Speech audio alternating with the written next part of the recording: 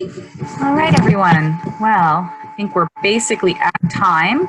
We've got a lovely cohort of people that have joined us today. So thank you all so much for being prompt for our very first virtual HICP meeting in the month of April. It's obviously a very different environment that we find ourselves in than we did a month ago.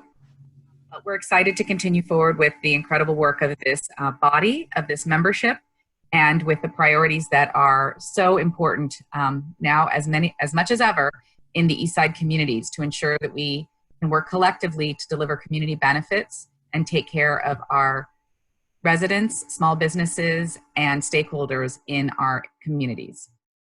So with that, I'll go ahead and get us started with a quick walkthrough of the agenda and some of the tech tools that we'll be using today.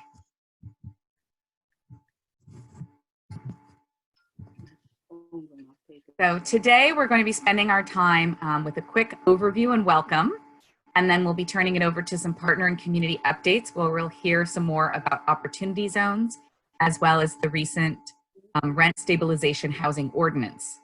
We will then get an update from the LAC USC Medical Center, from the General Hospital Feasibility Study, and then we'll spend the bulk of our time today with several of our county partners talking about what their agency's responses are to the COVID-19 crisis and what updates they have for us on various projects and priorities that they're pursuing right now. And then we'll be closing at 10:45. With that, I'll turn it over to my colleague, Anna, to share with us some tech tools for the Zoom meetings. Hi, good morning, everyone.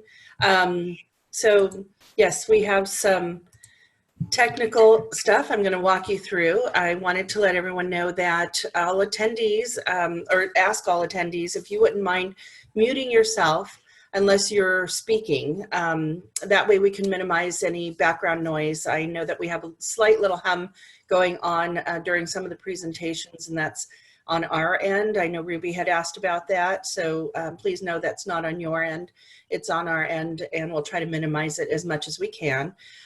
If we do hear too much background noise, then the moderator will go ahead and mute everyone's lines or an individual's line automatically. So please mute yourself preemptively if you can. And then at the bottom of the screen, you'll see your control panel. And that's where you can mute yourself. You can actually shut off your video or stop sharing your video for a moment if you need to take care of another item. And then you can do that by either clicking on the microphone or on the camera icons. And then in order for us to have our chat, you'll see at the bottom a participants icon as well. When you click on the participants icon, you'll be able to see a list of who is in the meeting. You can also rename yourself, and then you can also click the raise your hand button. So that way, if you want to ask a question, we'll know that you're in line to ask a question. And then if you click on the chat, that's where you'll be able to submit comments or questions that will be read by the moderator throughout the presentation today, the meeting today. And then if you need interpretation, we're offering this presentation in Spanish as well. And at the bottom along your taskbar, there's an icon of a globe with the word interpretation at the bottom. If you click on that icon, you'll see the options for translation or interpretation. So then if we go to our next slide, so for Q&A today, there'll be time for questions for every speaker. The moderator will ask if anyone has a question, and all lines will be unmuted at that moment. So if you want to, you can either type your question into the chat and we'll read your question for you. You can raise your hand and we'll call on you when we open up the Q&A section after each presentation. And then, you know, if you decide to change your mind and lower your hand, you can also do that in the chat as you did when you raised your hand. All right. Any questions so far?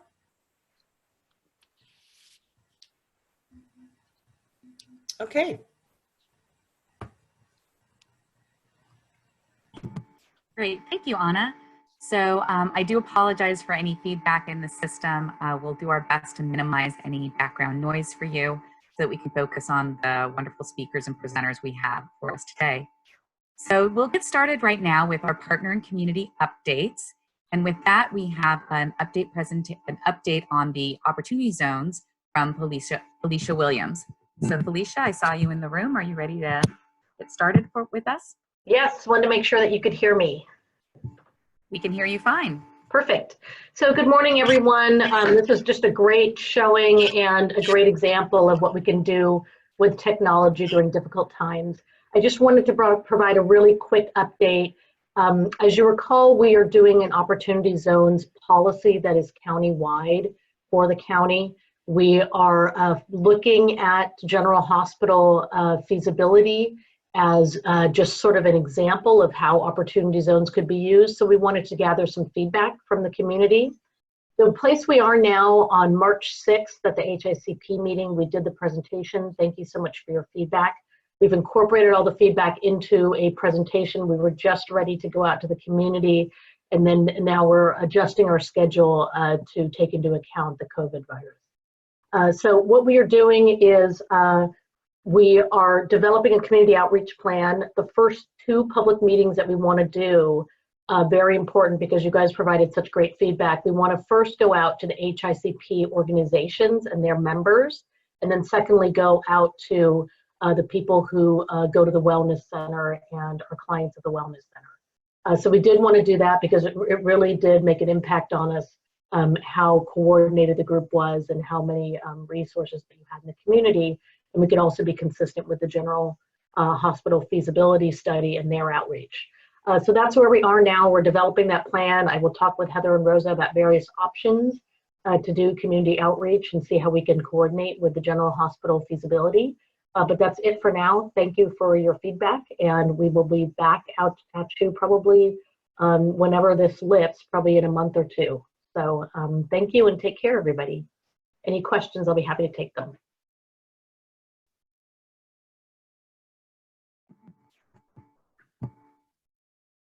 Okay, thank you so much, Felicia, for the update. We look forward to working together to bring the conversation on opportunity zones to our community members of the HICP and Wellness Center and beyond. So next up, we have a presentation for us by Pamela. It's related to the recent rent stabilization ordinance. So I'll check in and see if Pamela is ready to go. Can I ask Pam, can I ask you to hold just 1 second? Sure. We're having some technical difficulties with the Spanish translation.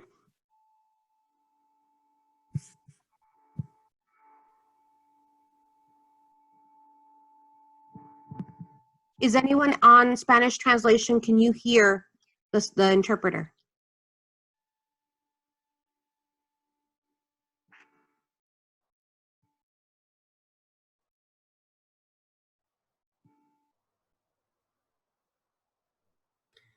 No, I cannot hear her.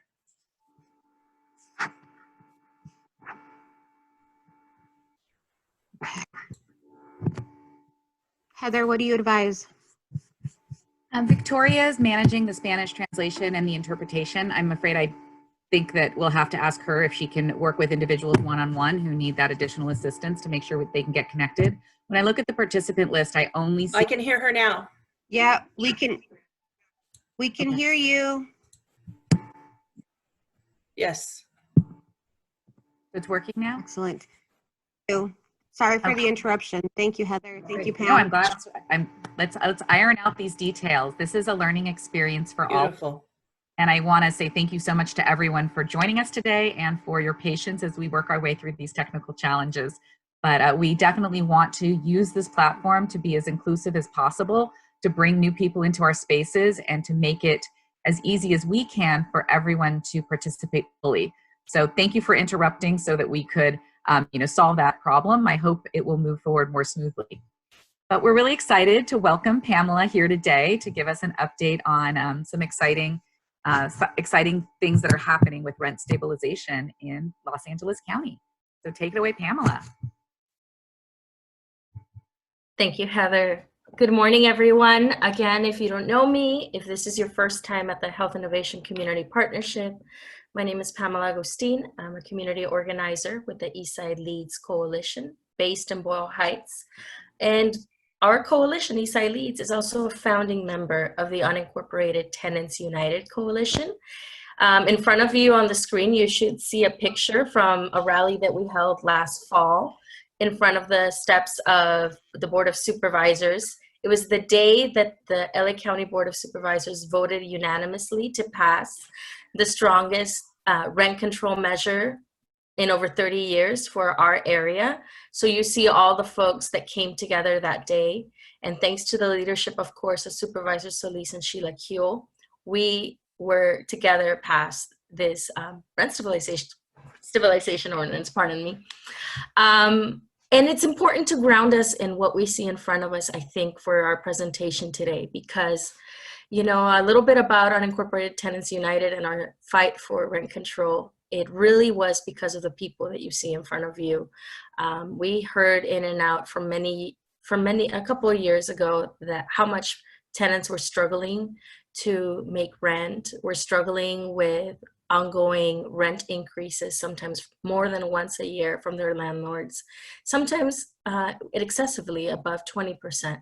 And these folks, you know, work tirelessly. And again, thanks to the leadership of Supervisor Solis and Kuehl, we now have this law that began on April 1st, officially the Permanent Rent Stabilization Ordinance. I also want to share that the information that I'll be sharing with you today is so critical for each and every one of you to also help spread the word. Just because we are in the pandemic, it doesn't mean that our organizing stops. It doesn't mean that our commitment to the communities that we service stops. I know there are a lot of organizations, including LA County agencies, that are definitely doing a lot of hard work in making sure that our communities are safe. So again, please take notes, ask your questions at the end of the presentation. And again, we hope you take it away and spread it out. Next slide, please. So really quickly, when we talk about the Rent Stabilization Ordinance for unincorporated LA County, it means that this law that began on April 1st, so just a couple of days ago, covers only unincorporated areas. And on the map that you see in front of you, the areas in pink are exactly that. Really quickly, for those of you that might not be familiar with unincorporated LA County, it just means that they have no local governance. For example, Hollywood, for example, Glendale, for example, Pasadena. These are areas of LA County that do have incorporated cities. But areas that don't have, you know, a traditional mayor or city council, those areas are governed by the 5 Board of Supervisors. Examples of these areas are Flores and Firestone, West Athens, Willowbrook, and East LA. East LA, of course, overseen by Supervisor Hilda Solis, District 1. Next slide, please. Okay, so today I will be covering these 5 main points of the unincorporated Permanent Rent Control Ordinance. As you see in front of you, I will be covering what is the allowed rent increase, what are allowed evictions, and what is the eviction process. Relocation, after beginning this April 1st, tenants do have a right to relocation, both permanent and temporary. Tenant buyout agreements as well. I will go over that and key information. Specifically, tenant buyout agreements, most commonly known as cash for keys. And last, the DCBA, that's Department of Consumer and Business Affairs process for getting a rent readjusted, should your landlord or yourself want to have that conversation, right? So next slide, please. Okay, cool. So again, just because it's so important, April 1st, it was not a joke. I know that's a lame joke that I'm saying it, but it was not a joke. We do have rent control. 3% is the allowed rent increase for beginning April 1st of this year till June 30th of 2021. Next slide, please. Okay, so this chart tells you technically a little more nuances about the law. Although our allowed rent increase for this year is 3%, The law actually breaks it down in 4 different tiers of how rent control is calculated. The important thing here is that there is a bottom, right, a floor of usually 3% and a ceiling of 8%, meaning that in no given year, rent percentage increase will be allowed to go above 8%. Another key important thing about the law is that the rent increases are tied to the Consumer Price Index, that's CPI. And so that's why this tier exists. In the event that CPI, for example, if you look at the chart in front of you, is less than 2%, meaning it goes below 0, tenants will likely not face any rent increase for that year. But this year, 2019, our CPI is around 3%, and this is why our allowed rent increase is 3%. Another important piece about rent increase is that it covers only apartment units. It excludes, for example, single-family homes and condominiums. And also, it goes a little, it ties those buildings that are allowed to fall with this protection. They have to have had a certificate of occupancy before February 1st, 1995, meaning it covers apartments up to February 1st, 1995. Next slide, please. So evictions. This law really puts in place strong protections around evictions for tenants. Importantly is that it creates for cause and no cause reasons that a landlord can evict someone. In order for an eviction to take place, the landlord, of course, will need to give his or her tenant advance notice in writing. This could be posted on their door or through certified mail, but essentially a landlord cannot come and say, you will be evicted tomorrow. There are eviction timelines. And this eviction protection, both no cost and for cost, applies to all rental units in unincorporated LA County, meaning that folks who rent single-family homes are also covered under these protections. Next slide, please. So now I'm going to review what are those for-cause evictions that a landlord can evict a tenant. First of all, failure to pay rent. Usually a landlord, of course, has to notify their tenant, hey, I'm going to evict you because of failure to pay rent.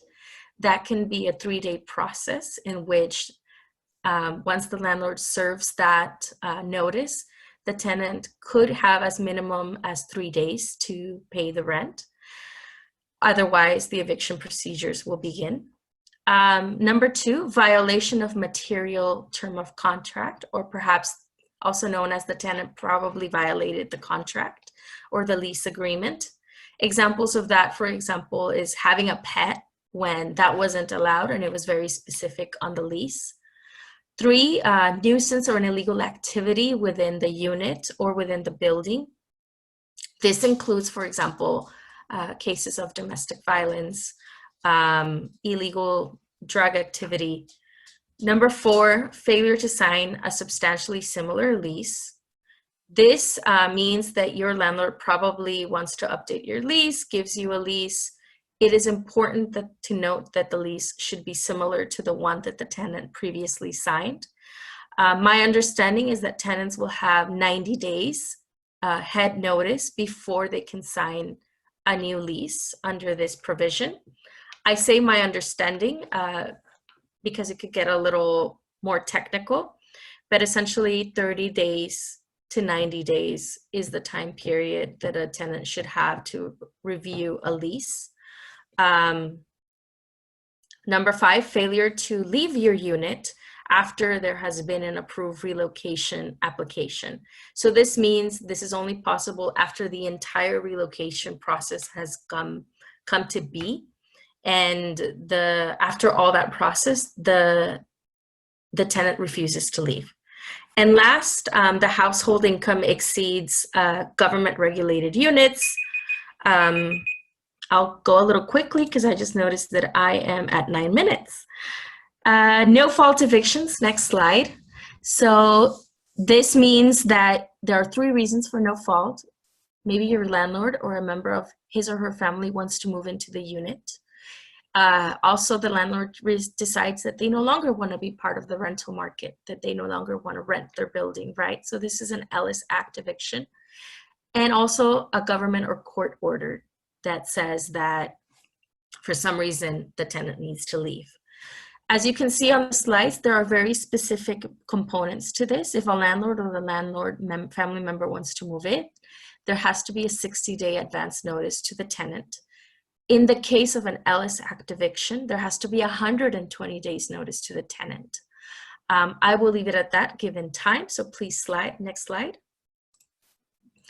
This tells you in front of you, this chart, what are you allowed as relocation funding? Again, there are 2 types of relocation: permanent.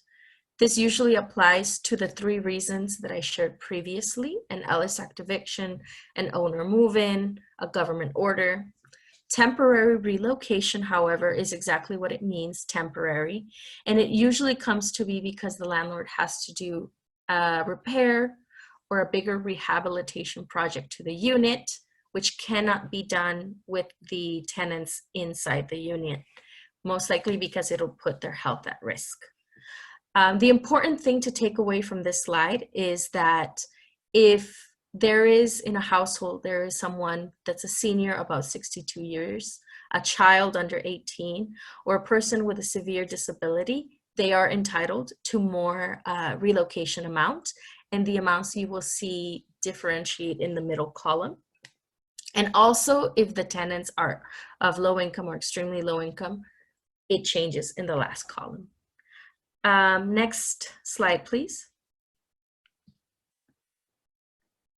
And again, one other thing about temporary relo is that there is a daily amount that then a tenant is awarded by the landlord. Usually it involves a per diem or a daily rate calculated by the GSA department of the federal, it's called the Federal General Services Administration. They set these daily fees. We are currently at $181 per diem fee for housing. And then in addition, there are other per diems such as meal and incidentals. So that amount combined is what a landlord then would give their tenant for a daily per diem relocation amount, as long as it doesn't exceed 30 days. As long as the tenant is not displaced for more than 30 days because of this renovation, for example, the landlord has to give that. Otherwise, if it's more than 30 days, the landlord can give either the per diem rate or another unit with similar amenities as the one that the tenant is renting. Next slide, please. Tenant buyout agreements. The important piece here is that there are protections around a landlord essentially just offering money, right, to the tenant for the tenant to move out. This is at times, unfortunately, a common practice that we have seen. But the Permanent Rent Control Ordinance regulates these kinds of scenarios. It means that a tenant has the right to enter into a negotiation with their landlord to voluntarily move. It is also, it gives the tenant the right to say they entered into this agreement, but 45 days before this agreement is supposed to kick in, the landlord, the tenant, I'm sorry, can actually say, wait a minute, I no longer want to do this. And they have that right to rescind or stop a tenant buyout agreement. Next slide, please. And a very important piece here is, say you believe you've received a rent increase above 3% from between April 1st to the end of June 30th of next year. This is the process that you have to follow to protect yourself or to say, or to claim for a readjustment of fees, of rent increase.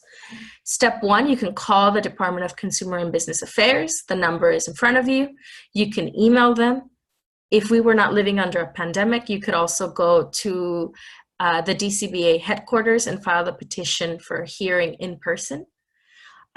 Usually it takes DCBA some time to confirm that you in fact live in a unit that's under rent control. Once they do this, they send you a letter in the mail and informing you that yes, we've confirmed you have this right, or no, you don't. And then that starts step 4, in which DCBA will notify the landlord of the violation and schedule a hearing. Again, the important thing here is whether that's a rent increase, whether that's relocation, or any issue that you have with your landlord, beginning April 1st, you can contact DCBA. You can also contact myself or any member of the Eastside Leads Coalition, including Inner City Struggle, Legacy LA, Self-Help Graphics, Public Council, the Wellness Center, and we can also get you in contact with the resources that you might need. And with that, thank you all. I believe I went 5 minutes over time. Thank you so much, Pamela. We really appreciate it. We're going to put a hold on the questions for Pamela's presentation right now because we have a limited amount of time with Jorge Orozco, CEO of our hospital. And I know he wants to share with us some of the things that are happening on the campus. So we'll ask Jorge to share with us now, and then we'll come back for any questions on Pamela's presentation. Well, good morning, everyone. I wish all of you were here with me at the hospital. I really miss the pan dulce, so it's not the same on this computer, but I'm happy to provide a brief update on what's going on here at the hospital. We've been actively preparing for a major surge. We have plans to increase our hospital census from 600 beds up to above 1,200 beds if we need to. As you can imagine, there's a lot of work that goes into that.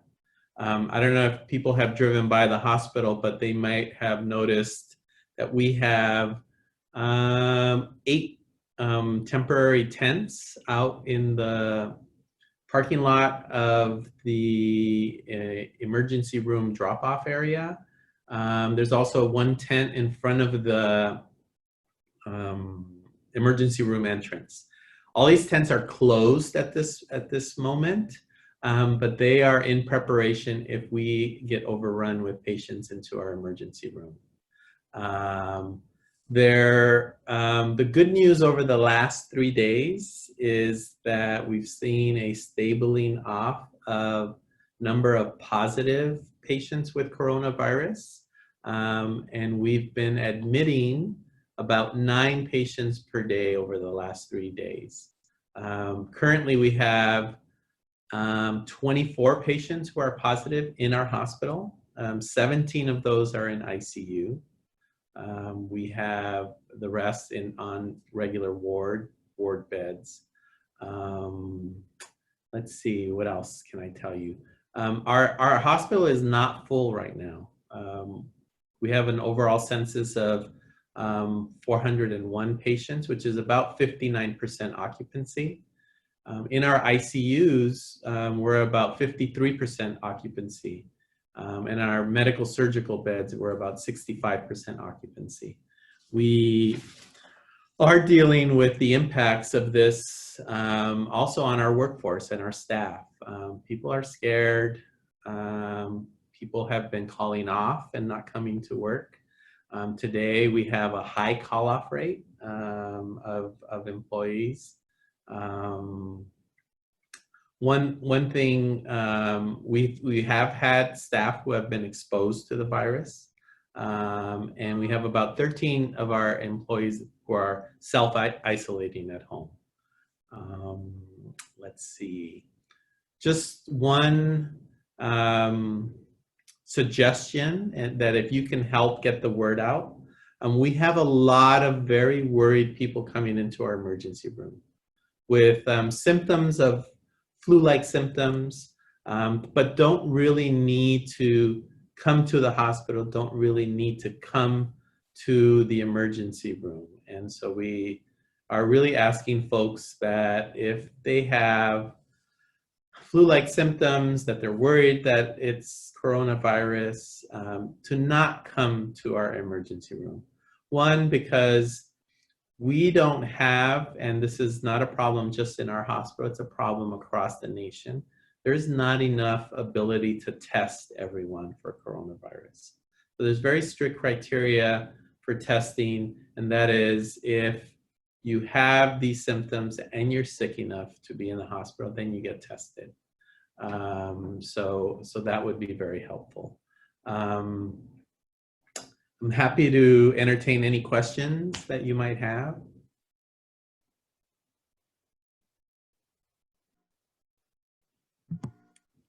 Does anyone have any questions for Jorge? Want to follow up with him? Thank you again, Jorge, for joining us today and spending some time. And I know it's a crazy, crazy time for you. There's a question in the chat room. Is there something in writing that you have that can be shared on social media? In terms of what? The question didn't have any specifics. Okay. We don't have an active social media campaign around this. As you can imagine, we've been overrun with media requests. We've been overrun with data requests on a daily basis. But that is certainly something that we should consider as a way of getting the word out to the community and getting messages out to the community. So Can you hear me? This is Monica. Yes. Can you hear me? This is Monica. Yes. So it's just like anything that you have, like that says don't come to the hospital or anything like that. I mean, I'm sharing stuff that I see from the public health, but I think something from the hospital that says don't come if, you know, if you don't have this, or maybe call, or is there a number that they can call? Sure. We have set up for all patients who are affiliated with our medical center, there is a toll-free number that they can call with any questions around coronavirus. And I'll make sure that this group gets that number to be able to share. And we just put that's a DHS call line that just started on Wednesday. Okay, there's a question. I have a raised hand from Ozzy. Hey, Ozzy. Hi, Jorge, good morning. I just wanted to share that the California Community College Chancellor's Office has created a PPE and ventilator equipment resource link. So what we've done is we've asked all community colleges across the state to let us know what equipment they have on hand should hospitals need it. They're also capturing a list of LVNs, MAs, CNAs that are close to completing the program that would be eligible to, based on the flexibility that the BRN is creating, to join the workforce. I'll share with you that link so that you can have access to it. Great, thank you. But just wanted to make that resource available. So we're capturing all of the local community colleges equipment. So God forbid, should you need it, it's there for you to reach out to those campuses to access it. Yeah, right now we have plenty of masks, plenty of face shields, etc. But as you can see, our hospital is half empty. We don't have a big surge yet, but we do worry about if a big surge happens, we're going to need a stockpile of PPE. So that resource would be very helpful. And we have a central DHS level initiative of accepting donations and soliciting contacts so that we could procure more. So thank you. No problem.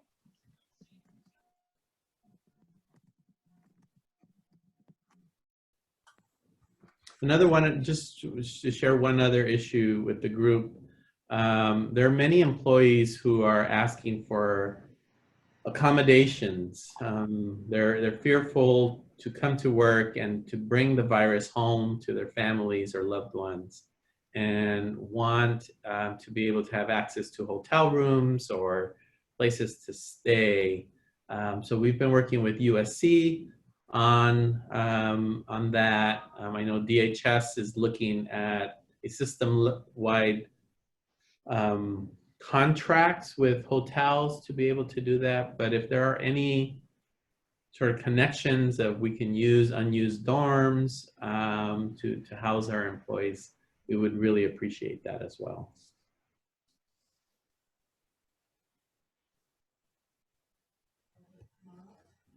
Great, thank you. Are there any further questions for Jorge at this time? Jorge, I wanted to... Yo quiero hacer un comentario. Sí.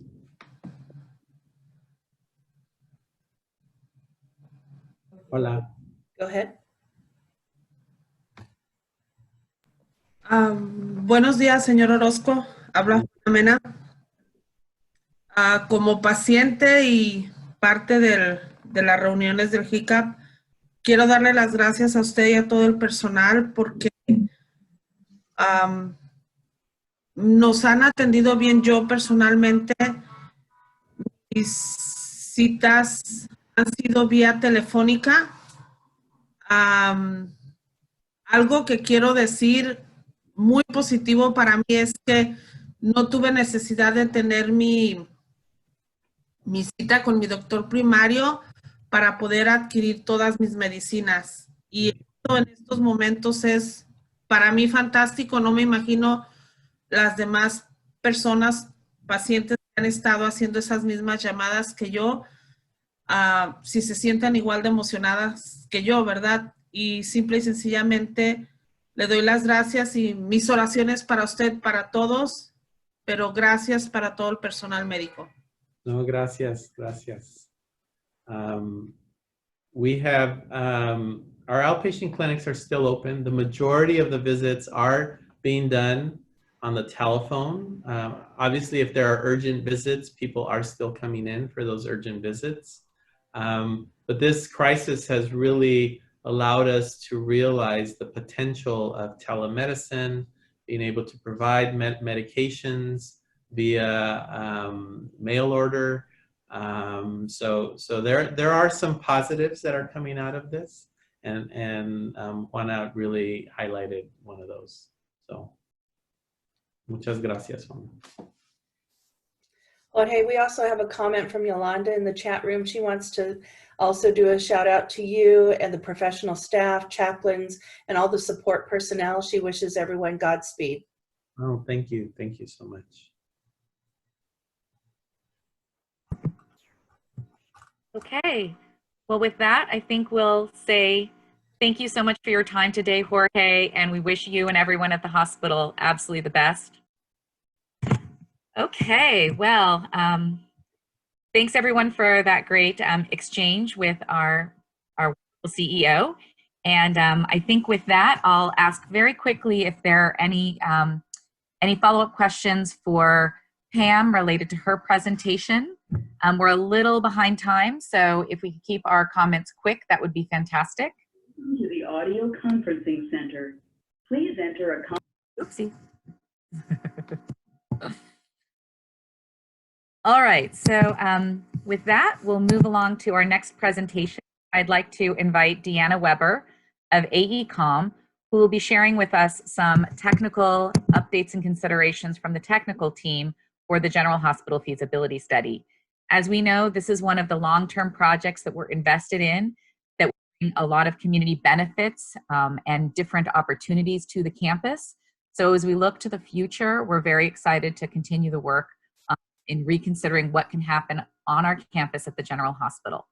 So with that, Deanna, please take Great, thanks, Heather. Can you hear me okay? You sound great. Okay, great. We'll go to the next slide. Thanks, Heather. As she mentioned, I'm Deanna Weber with AECOM. We're a consultant working closely with LA County's CEO's office on the General Hospital Feasibility Study, and we'll be providing a brief update on our existing conditions analysis. Next slide. The team continues to study the existing conditions at General Hospital, including concepts such as daylight, horizontal and vertical circulation, seismic upgrades, and historic unique spaces. As you can see in the images there, we'll be talking more about daylight access. We'll be discussing horizontal and vertical circulation, how we move about the building with elevators and stairs. Our seismic retrofit improvements include structural upgrades. And the unique spaces, as you can see there in the orange color, are the historic spaces that we want to repurpose and reuse. And then in the lower right-hand corner, the green areas, improvements that need to be made on the historic General Hospital, including replacing the roof and other improvements. Next slide. As you know, General Hospital is a large building, and totaling, it's about 1.1 million square feet if you include the basement and the 19 floors. We're looking closely at each floor and the square footage and the arrangement on each floor to understand how best to reuse each space and each floor and how that works together in the reuse of the entire facility. Next slide. Each level of General Hospital is being studied to really consider a variety of different uses, including residential rental units, community service space, community serving retail, and various office types, including LA County type office space. So if you first just look at the top, you can see the 19th floor is predominantly mechanical, but then anywhere from the second all the way up to the 18th floors, just by the layout of the building itself, it lends itself to residential and potential office space, such as LA County type office space. We have a variety of different historic spaces that would be reused. And then the first two floors, first and second floors, these are most appropriate really for community support space, community serving retail, potentially office space, because they're most accessible to the public. And then also reusing the basement as parking, storage, and existing and proposed mechanical space. Next slide. We're also looking closely at daylight and access to natural light and air. In this image here, you can see that the colored areas are receiving the most daylight in this particular analysis, with green areas receiving the most daylight. Why that's important is when we look at those residential rental units, every single living space will have a window and every bedroom will also have a window. So as we lay out potential floor plans, we're looking closely at access to natural light, fresh air through the window system. Next slide. In addition, the team is analyzing a series of what we call circulation or access areas. We're blessed with over 18 elevator shafts that would be reused with new elevators. We also, that's in the red areas. We also have a series of existing stair and stairwells in the orange areas. We talked briefly already about the historical spaces. Here you can see on the first floor the historical lobby reuse in the blue. And then also there's a series of outdoor spaces. These are exterior spaces, and looking at really how we can reuse and repurpose the different existing facilities and spaces in the first floor, second floor, et cetera, in the reuse of General Hospital. Next slide. Here you can see a few conceptual residential rental unit layouts. We're exploring a variety of studios, 1 bedrooms, 2 bedrooms, and 3 bedroom layouts. We're targeting in particular additional 3 bedrooms in response to what we've heard so far from the community input to make sure that we have units to respond to multi-generational and family needs. Here's just an example of what that looks like on anywhere from floors 5 to 9, 2 different layouts with 2 different concepts of different types of units. Next slide.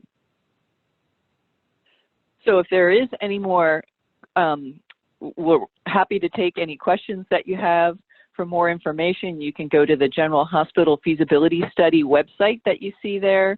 Join our mailing list to be sure to get project updates. We will be posting a number of videos as well. In our previous public at large meetings, we've posted already a series of PowerPoints and lots of information for you to get involved in the process. So I welcome any questions that you have now. Thank you so much, Deanna. Does anyone have any questions about the information that was just shared about where AECOM is in the technical considerations of General Hospital as we start developing the scenarios for mixed use that will be presented to the Board of Supervisors?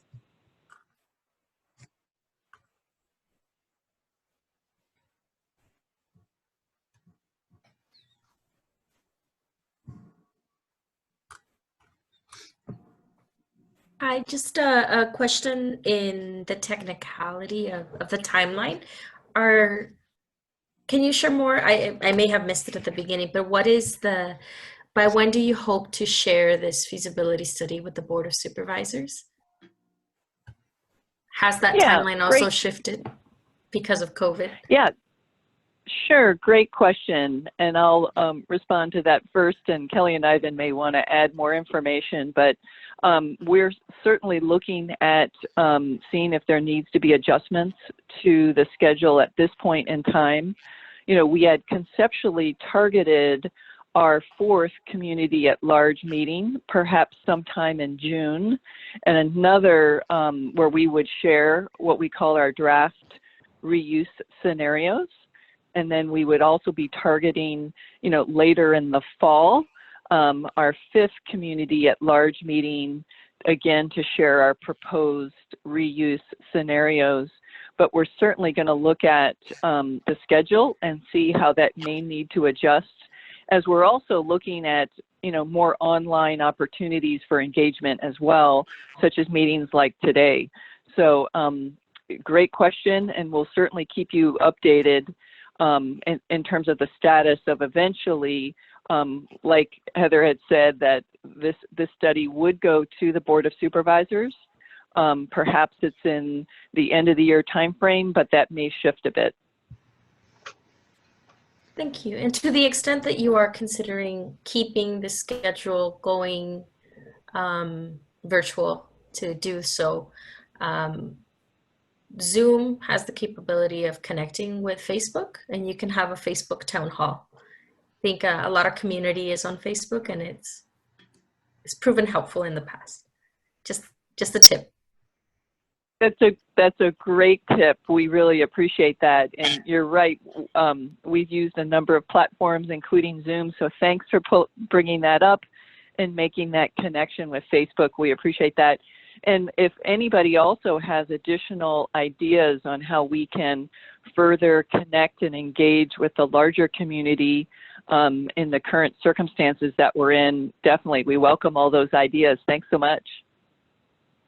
We have a raised hand from Yolanda, and after Yolanda, we have a raised hand from Greg. Yolanda? Hey, Anna, real quick. Hi, Anna. Sorry, really quick. Can I follow on with what Deanna's comments were? Yes, of course. Sure. Hey, good morning, everybody. This is Ivan Matthews. I'm the project manager working in the CEO's office for the General Hospital Feasibility Study. Appreciate everybody's time this morning with all the other commitments and uncertainty and everything else that's going on. I think we have about 50 participants, so that's fantastic. Deanna, thanks for a great presentation. And Pamela, thank you for your questions. We are, like Deanna mentioned, we are looking at having our next community, a large meeting in June, and then the next one in the fall with the final feasibility study submitted to the Board of Supervisors in November. We are talking with the supervisor's office on a weekly basis. We're in continual contact with the foundation and our community engagement team, and in fact had a long call yesterday with our community engagement steering committee to discuss different ways we can continue to outreach to our different community groups with today's current reality. We're going to continue brainstorming and figuring out additional ways we can maintain our community engagement. I'm really excited about our website being up because we can have updates that go to the website and have a more active social media presence. But I think as we continue to work through this all together and collaboratively, if we don't feel like we're able to successfully engage the community as much as we need to because of everything that's going on, then we'll look at potential extensions or other solutions. But we are working closely with the steering committee and our community engagement team, and any other ideas like Deanna mentioned that you guys have on how we can continue to increase our engagement. We'd love to hear them and love to figure them out together. Okay, Yolanda, would you like to go ahead and ask your question? Yes, thank you. Ivan, as part of that meeting yesterday, we talked about how that website could be a critical resource for the community that's trying to deal with the day-to-day things and still hold up our mission statement as being a resource for a thriving community. And so in that maybe they're not ready to hear so much about the progress of this particular plan, that we're cognizant of what our community needs, and we can be messaging that through our regular and trusted partners and trusted sites that the community turns to, such as LAUSD and the hospital and those kinds of sources. But I just wanted to comment on the also on the slide that showed the historic spots and the circulation, and looking at it was the one with several different viewpoints. Yeah, the one that had them all collectively shown. It was one of the first ones. Slide 2. Yeah. Keep going up. There you go. Yes, that's an excellent resource, and your description of how you're going about it. That to me is something we should continue to keep in our outreach to the public, because it really does break it down into areas that they can grasp and that they can relate to. You know, we ask people to dream sometimes and to think outside the box, but this helps us to dream almost to a scope of realism, and you can start to envision, for those of us who are not in the everyday throes of engineering and building. You know, I think this was a good one. Thank you very much. Great, thanks, Yolanda. We appreciate that feedback, and we'll continue to develop, graphics like this. Also, targeting West Campus as well for the next, meetings, to be able to explain the concepts of how we look creatively at General Hospital, but also look at what the building tells us it wants to be in the reuse scenarios. Yeah, right on. And I think that even if the next few meetings are virtual, where we have, we talked about yesterday, outlays of networks to reach people maybe virtually, this is something that carries well into that mode. So thank you. Good job. Thank you. Yolanda, thanks for also capturing a couple comments that were mentioned yesterday during the call with the Community Engagement Steering Committee. Kelly and I debriefed very quickly yesterday afternoon. She was on the call. I was actually on a call with our technical team talking about the feasibility study, but really appreciate your commitment and everybody else's commitment in helping guide us through this tenuous time and totally agree with your points. And Rosa and Heather and I are going to be scheduling a call early next week to go over everything that was discussed to figure out how we can best support the community with the tools that we have available. Great. Okay, Greg, would you like to ask your question? Thanks. Yeah, I had a question about the residential unit layout slide. You mentioned that you're going through various iterations of potential floor plans. You had recognized that there was a need for more 3 bedrooms. I think that's great and really important. Do you have like sort of ballpark numbers about roughly how many units it seems like are going to be feasible? And obviously it'll depend on a lot of factors, but I'm just wondering if there's some ballpark numbers out there. And then also, given that this is an existing structure, will it be possible for all the new units to be sort of in line with the latest disability accessibility standards? Yeah, great, Greg, thank you.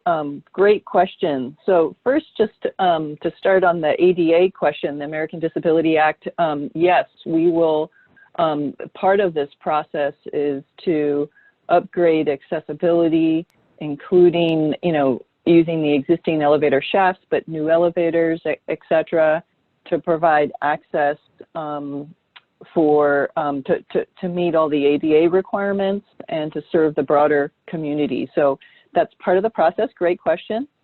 And then as we move forward, and we'll have more information in terms of numbers of units when we get into the next scenarios, but some scenarios we're looking at would be predominantly residential. On those kinds of residential oriented scenarios, we might be in the maybe 600 to 650 unit range.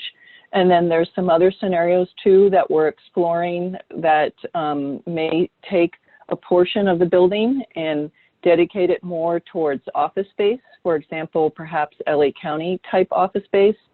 For that, we're more in the probably 300 to 350 units range. But, it's a variety now and it's a sliding spectrum. But also, Greg, what we're looking at is responding with increasing some additional 3-bedroom units on this project based on what we've heard so far from our community at large meetings to be able to respond to family units and multi-generational units. So yeah, great question. Thank you. Thanks, Deanna. And also, oh, sorry. Go ahead. Go ahead, Ivan. So Greg, good question. We are going to be going out to the community with that, I would say, with better range of numbers in the next couple months. We're working a lot of different scenarios, not only General Hospital, but West Campus also. And so when Deanna mentions those numbers, again, those are just potential unit ranges for in the General Hospital building itself. It doesn't include potential residential uses that we are also looking at and analyzing for West Campus in the different scenarios. Got it. That's Thanks, Ivan. Yeah, so that's our pitch to you, Greg, and to all of you. We really want your participation in getting a great, strong participation and attendance at our next community at large meetings, because there'll be a lot more information about the scenarios presented at that time. So help us get the word out so we can share those models and those scenarios and ideas with the larger community.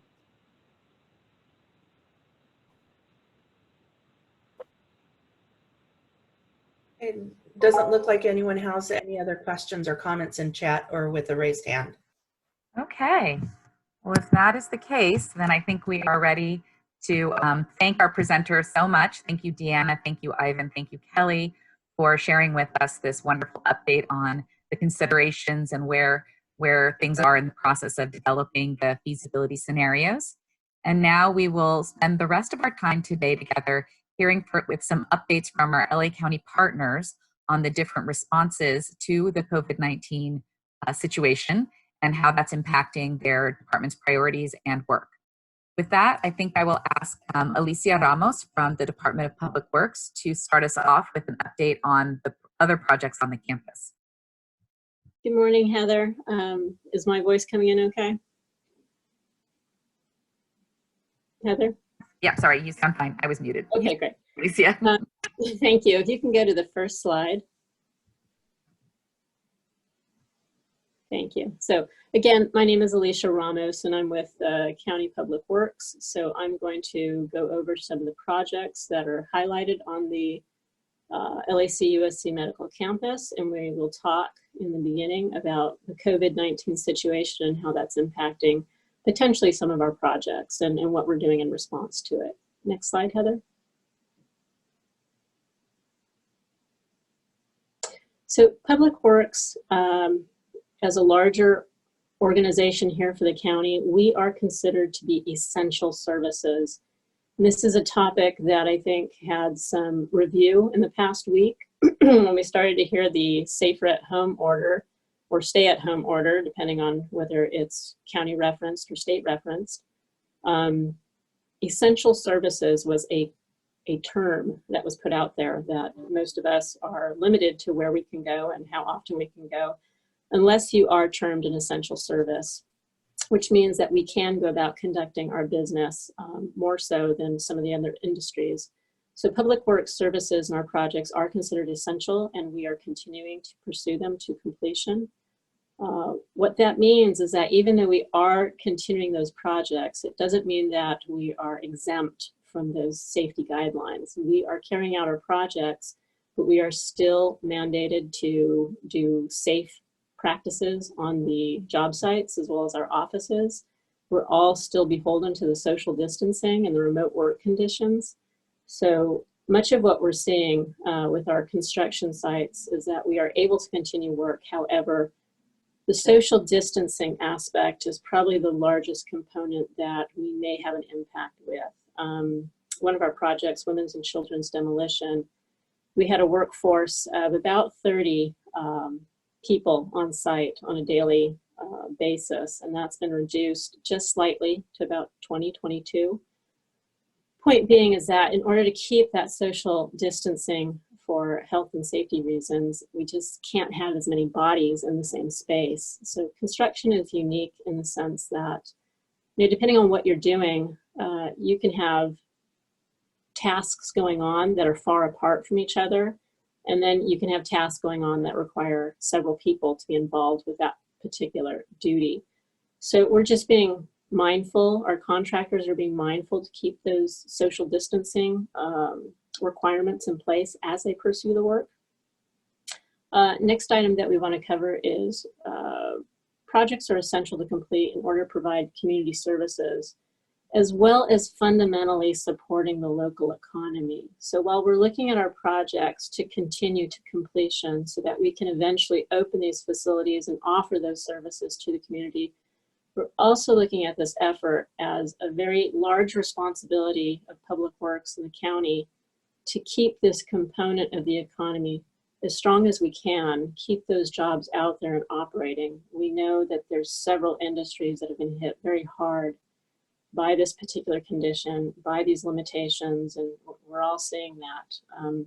So an important part of what we're doing is to help keep a fundamental part of the economy going as well. So I want to put that out there to let people know there's multiple levels to the importance of us continuing to do this work and continuing to do it as quickly and completely as we can in these conditions. So Public Works will continue to monitor the COVID-19 situation, and we will adjust our operations as appropriate. One word that we've been hearing over and over again is how fluid this situation is. We know that it can change very quickly. So we're keeping up to date with that, and as those conditions change, we will evaluate them to see how they impact our ability to carry out our work. Next slide. So I'm just going to go through the projects one by one and just give an update as to where we're at.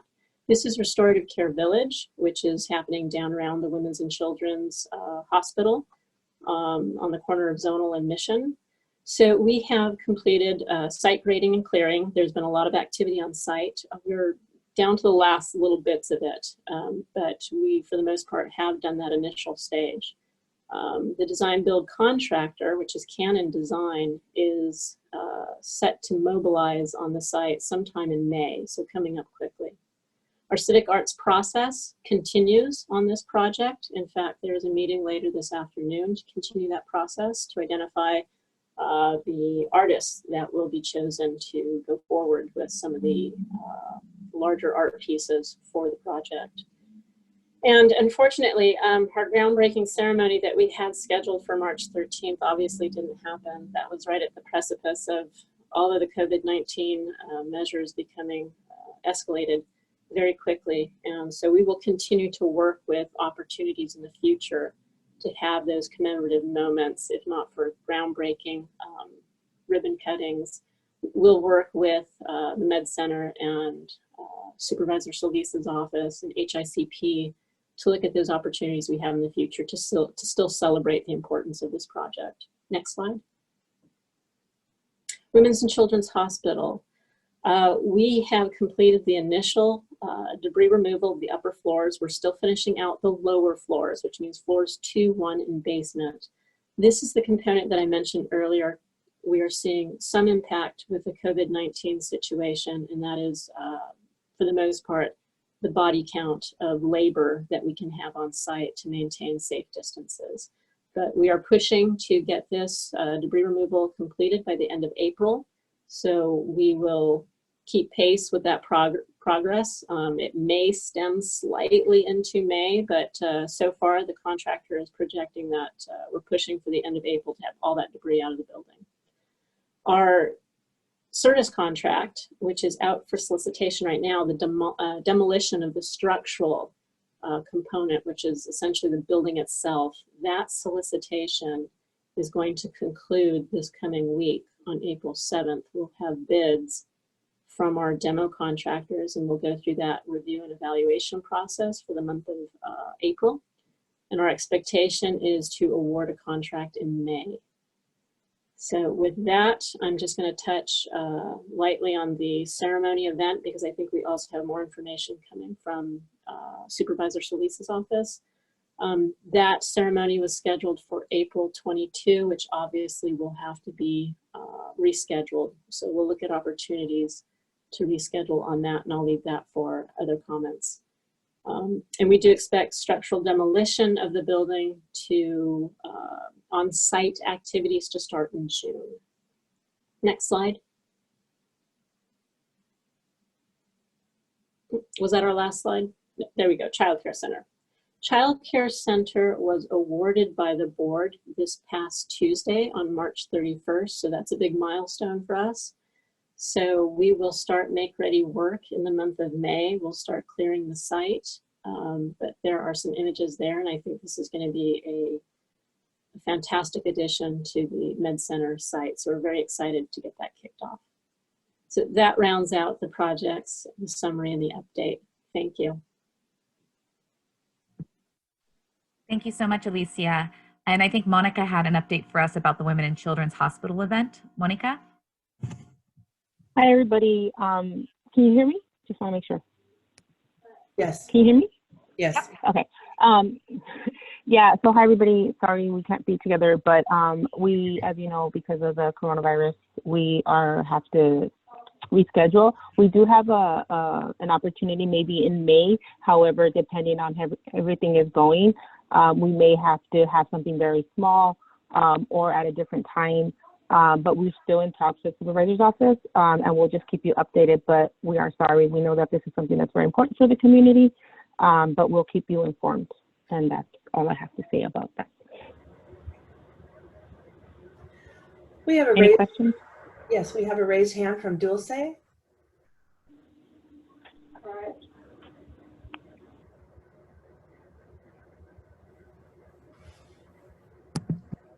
Dulce, you're on mute.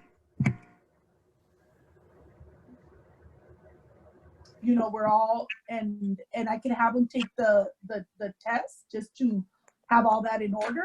And then whether it goes forward or not, we'll know, right? But I think he would be a good candidate because one, they're paying for him. He's already been assigned to me, and his direct supervisor gave us, clearance. So, and maybe he could support us with South Los Angeles, I don't know. Maybe there's someone else that she has in mind. Like I said, I think it would be wise for us to tap into the clinical trial people, and maybe one could be assigned to South Los Angeles, regardless if the van's here. If for say, like, we're going to start partnering, Steve and I, or, I know Melinda sent me a list of, they're in route, Melinda, with the diapers and the food. So if we're already supporting people in South Los Angeles, maybe that van is here at our disposal for our collaboration in South Los Angeles. So. Right. I was on that call for a while. I don't know if you heard, I would like a van on the website. UPC side too. Sorry, Victoria, can you please mute Dulce? I don't feel like this is the question for us. Would you Okay, we be have okay a with that? question. Yeah, okay. Right? Yeah, I probably figure out how. Hello?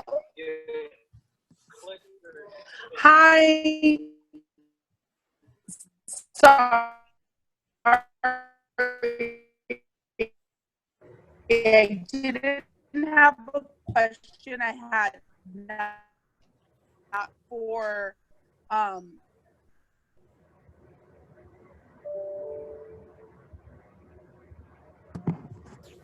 Greg, I think we're ready for your question now, and we'll circle back with Dulce.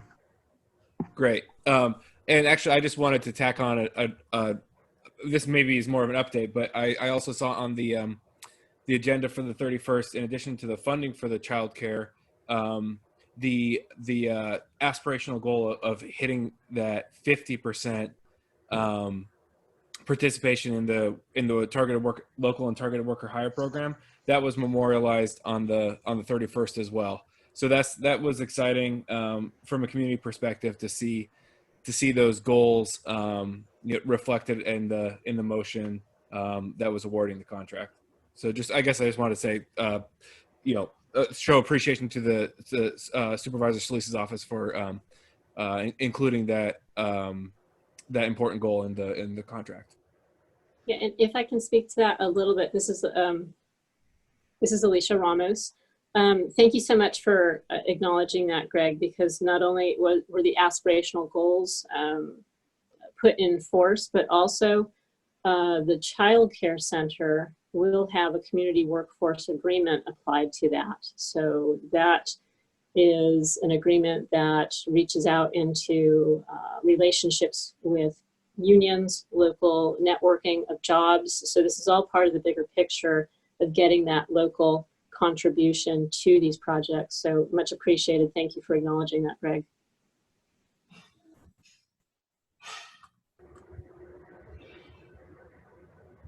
Okay, do we want to circle back with Dulce? Yeah, sorry. I was trying to unmute myself. I had a question regarding also the target hire. I know that I believe last year you all had at the Wellness Center a job fair. A lot of people signed up. They were called for interviews, but I received a couple of inquiries from a couple of community members that we sent over that went for the interview at the Public Works building, but they haven't been called or they haven't received any emails for the training. It was like the apprentice program. So is there any updates on that? This is Alicia Ramos.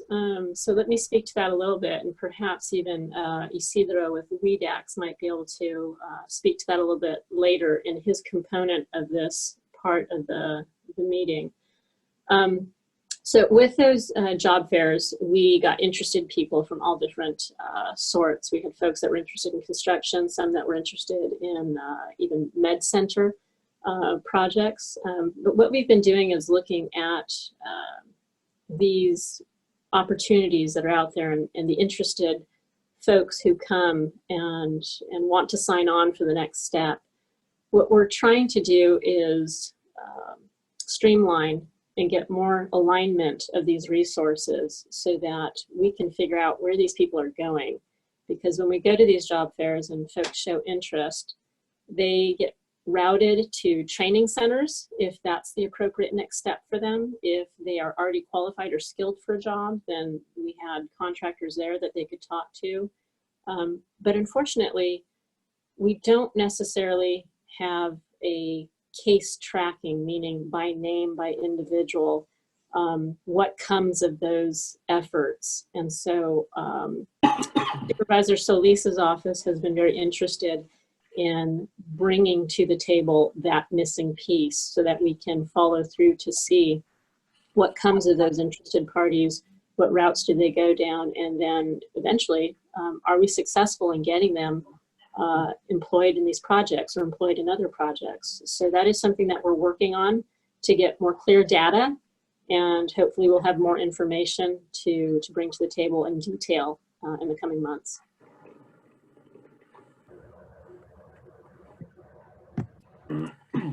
Great, thank you so much, Alicia. I think we're ready to move to our next speaker unless there's any last questions for Alicia. All right. With that, I'd like to invite our lovely colleague, Tiffany Romo. We miss you as our facilitator today, but understand that there's a lot on your plate, and we're very excited that you're able to be with us and give us an update from the Department of Public Health. Wonderful. Good morning, everyone. I hope you guys are all doing well, and I love that everyone's staying home. That's all I could ask is please stay home if you can. First of all, I just want to confirm you could hear me. Yes? Sorry, yes. Okay, perfect. Okay, so I'm going to give you an update. So I'm going to give you a brief update around the current status and kind of what's going on with COVID-19. I know there's a lot of information. You know, our department really tries to be transparent by doing daily briefings and telebriefings for various sectors.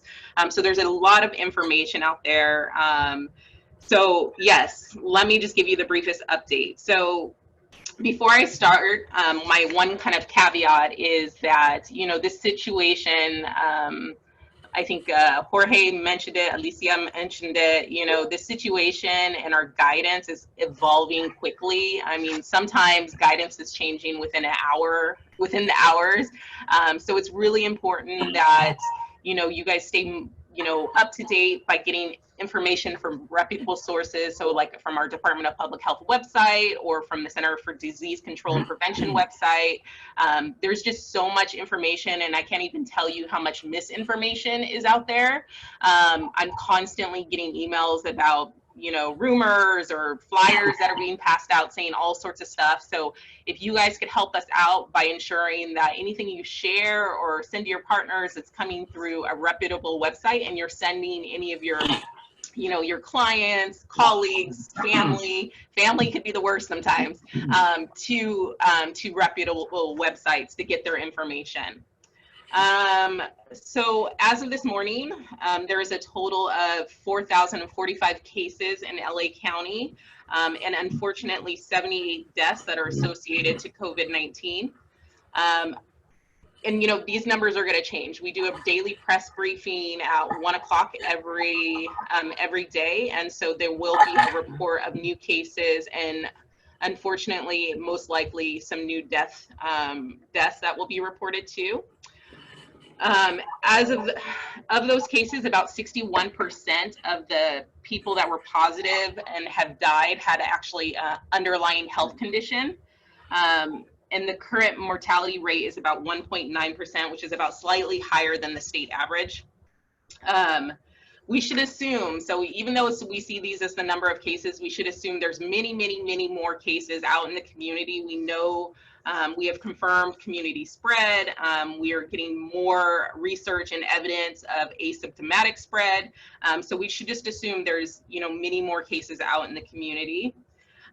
We also anticipate continuing to see a rise of cases for the next several weeks. As you know, one and part of that is as testing increases, our capabilities around testing increases, and then as we also So as we'll continue to see those increases of cases. At this point, we don't exactly know when our peak is going to be. Everybody keeps talking about kind of like projections around when our peak is going to be, and I think there's currently some modeling for the state of California that is, end of April, early May sometime. And I can say that we locally are working with our academic partners to do some local modeling for LA County. And hopefully that will be shared either potentially maybe today or even early next week, just kind of some local projections. But again, these are all just predictions based on science and kind of what's going on. We really don't know what our peak is going to be until we reach our peak and we start to see the decline. And when you look at the modeling that is for the state of California, that is really hard to localize to our jurisdiction because everybody implemented different orders at different times, and it really depends on how compliant the community is as a whole to those orders. So there's various various issues that kind of impact what those projections would look like. So I would also say kind of right now what our kind of priority areas are, because we do know that, the biggest impacts of most severe illnesses, unfortunately, the biggest issues around mortality are, our residents that have underlying health conditions. So really we have a focus right now on our homeless population and, our older adult population that are living in kind of assisted care settings. So skilled nursing facilities, congregate living facilities. These are areas where we're putting a lot of resources and effort into. We have really great collaboration across all our county departments, across our community partners. I mean, this is one thing that has been just amazing, just the level of collaboration and innovation and thought and just resourcefulness across all departments and our community partners. But we really want to emphasize that, there's a lot of directives in place, and we're hoping that everybody is really following those.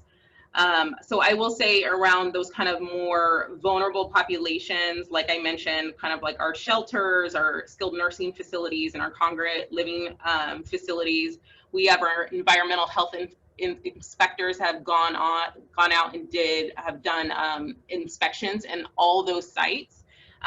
We are closely monitoring those sites and closely working with, those organization staff to monitor and provide guidance around any kind of issues that may come up, as well as any kind of education that we need to do. But there are a lot of challenges, in these spaces.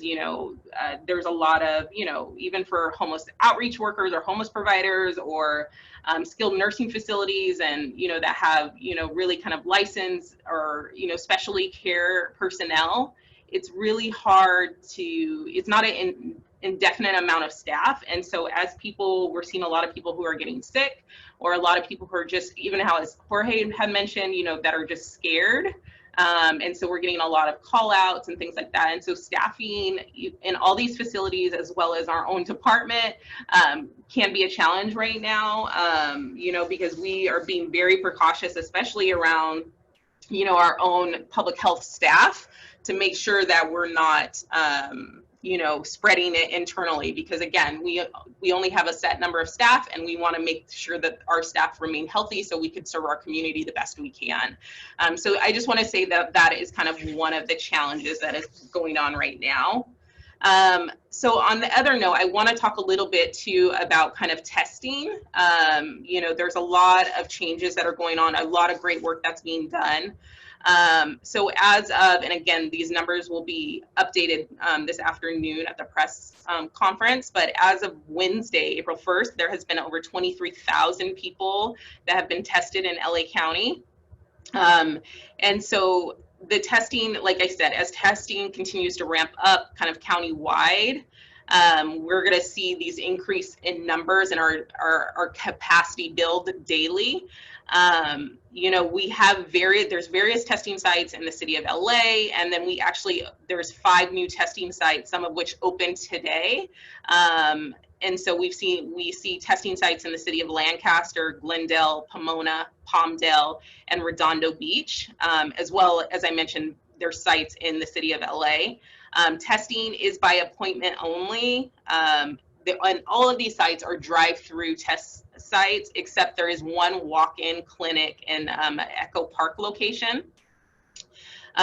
Testing is limited to residents of Los Angeles County, regardless of insurance or immigration status, and is intended for residents who are the most high-risk categories and are the most vulnerable. So this is not universal testing. Not everybody could just drive in or get an appointment. There's a strict criteria that you have to meet in order to get an appointment and then be notified of where the testing location is. And so that individuals who are kind of eligible for this testing include, you know, people with symptoms that are 65 and older, individuals with symptoms that have underlying health conditions, and then those who are actually subject to a mandatory 14-day quarantine because they were in close contact with a confirmed COVID-19 patient. So I think this is one of the biggest things that I would hope that you could share with your communities is that I know everybody wants to be tested.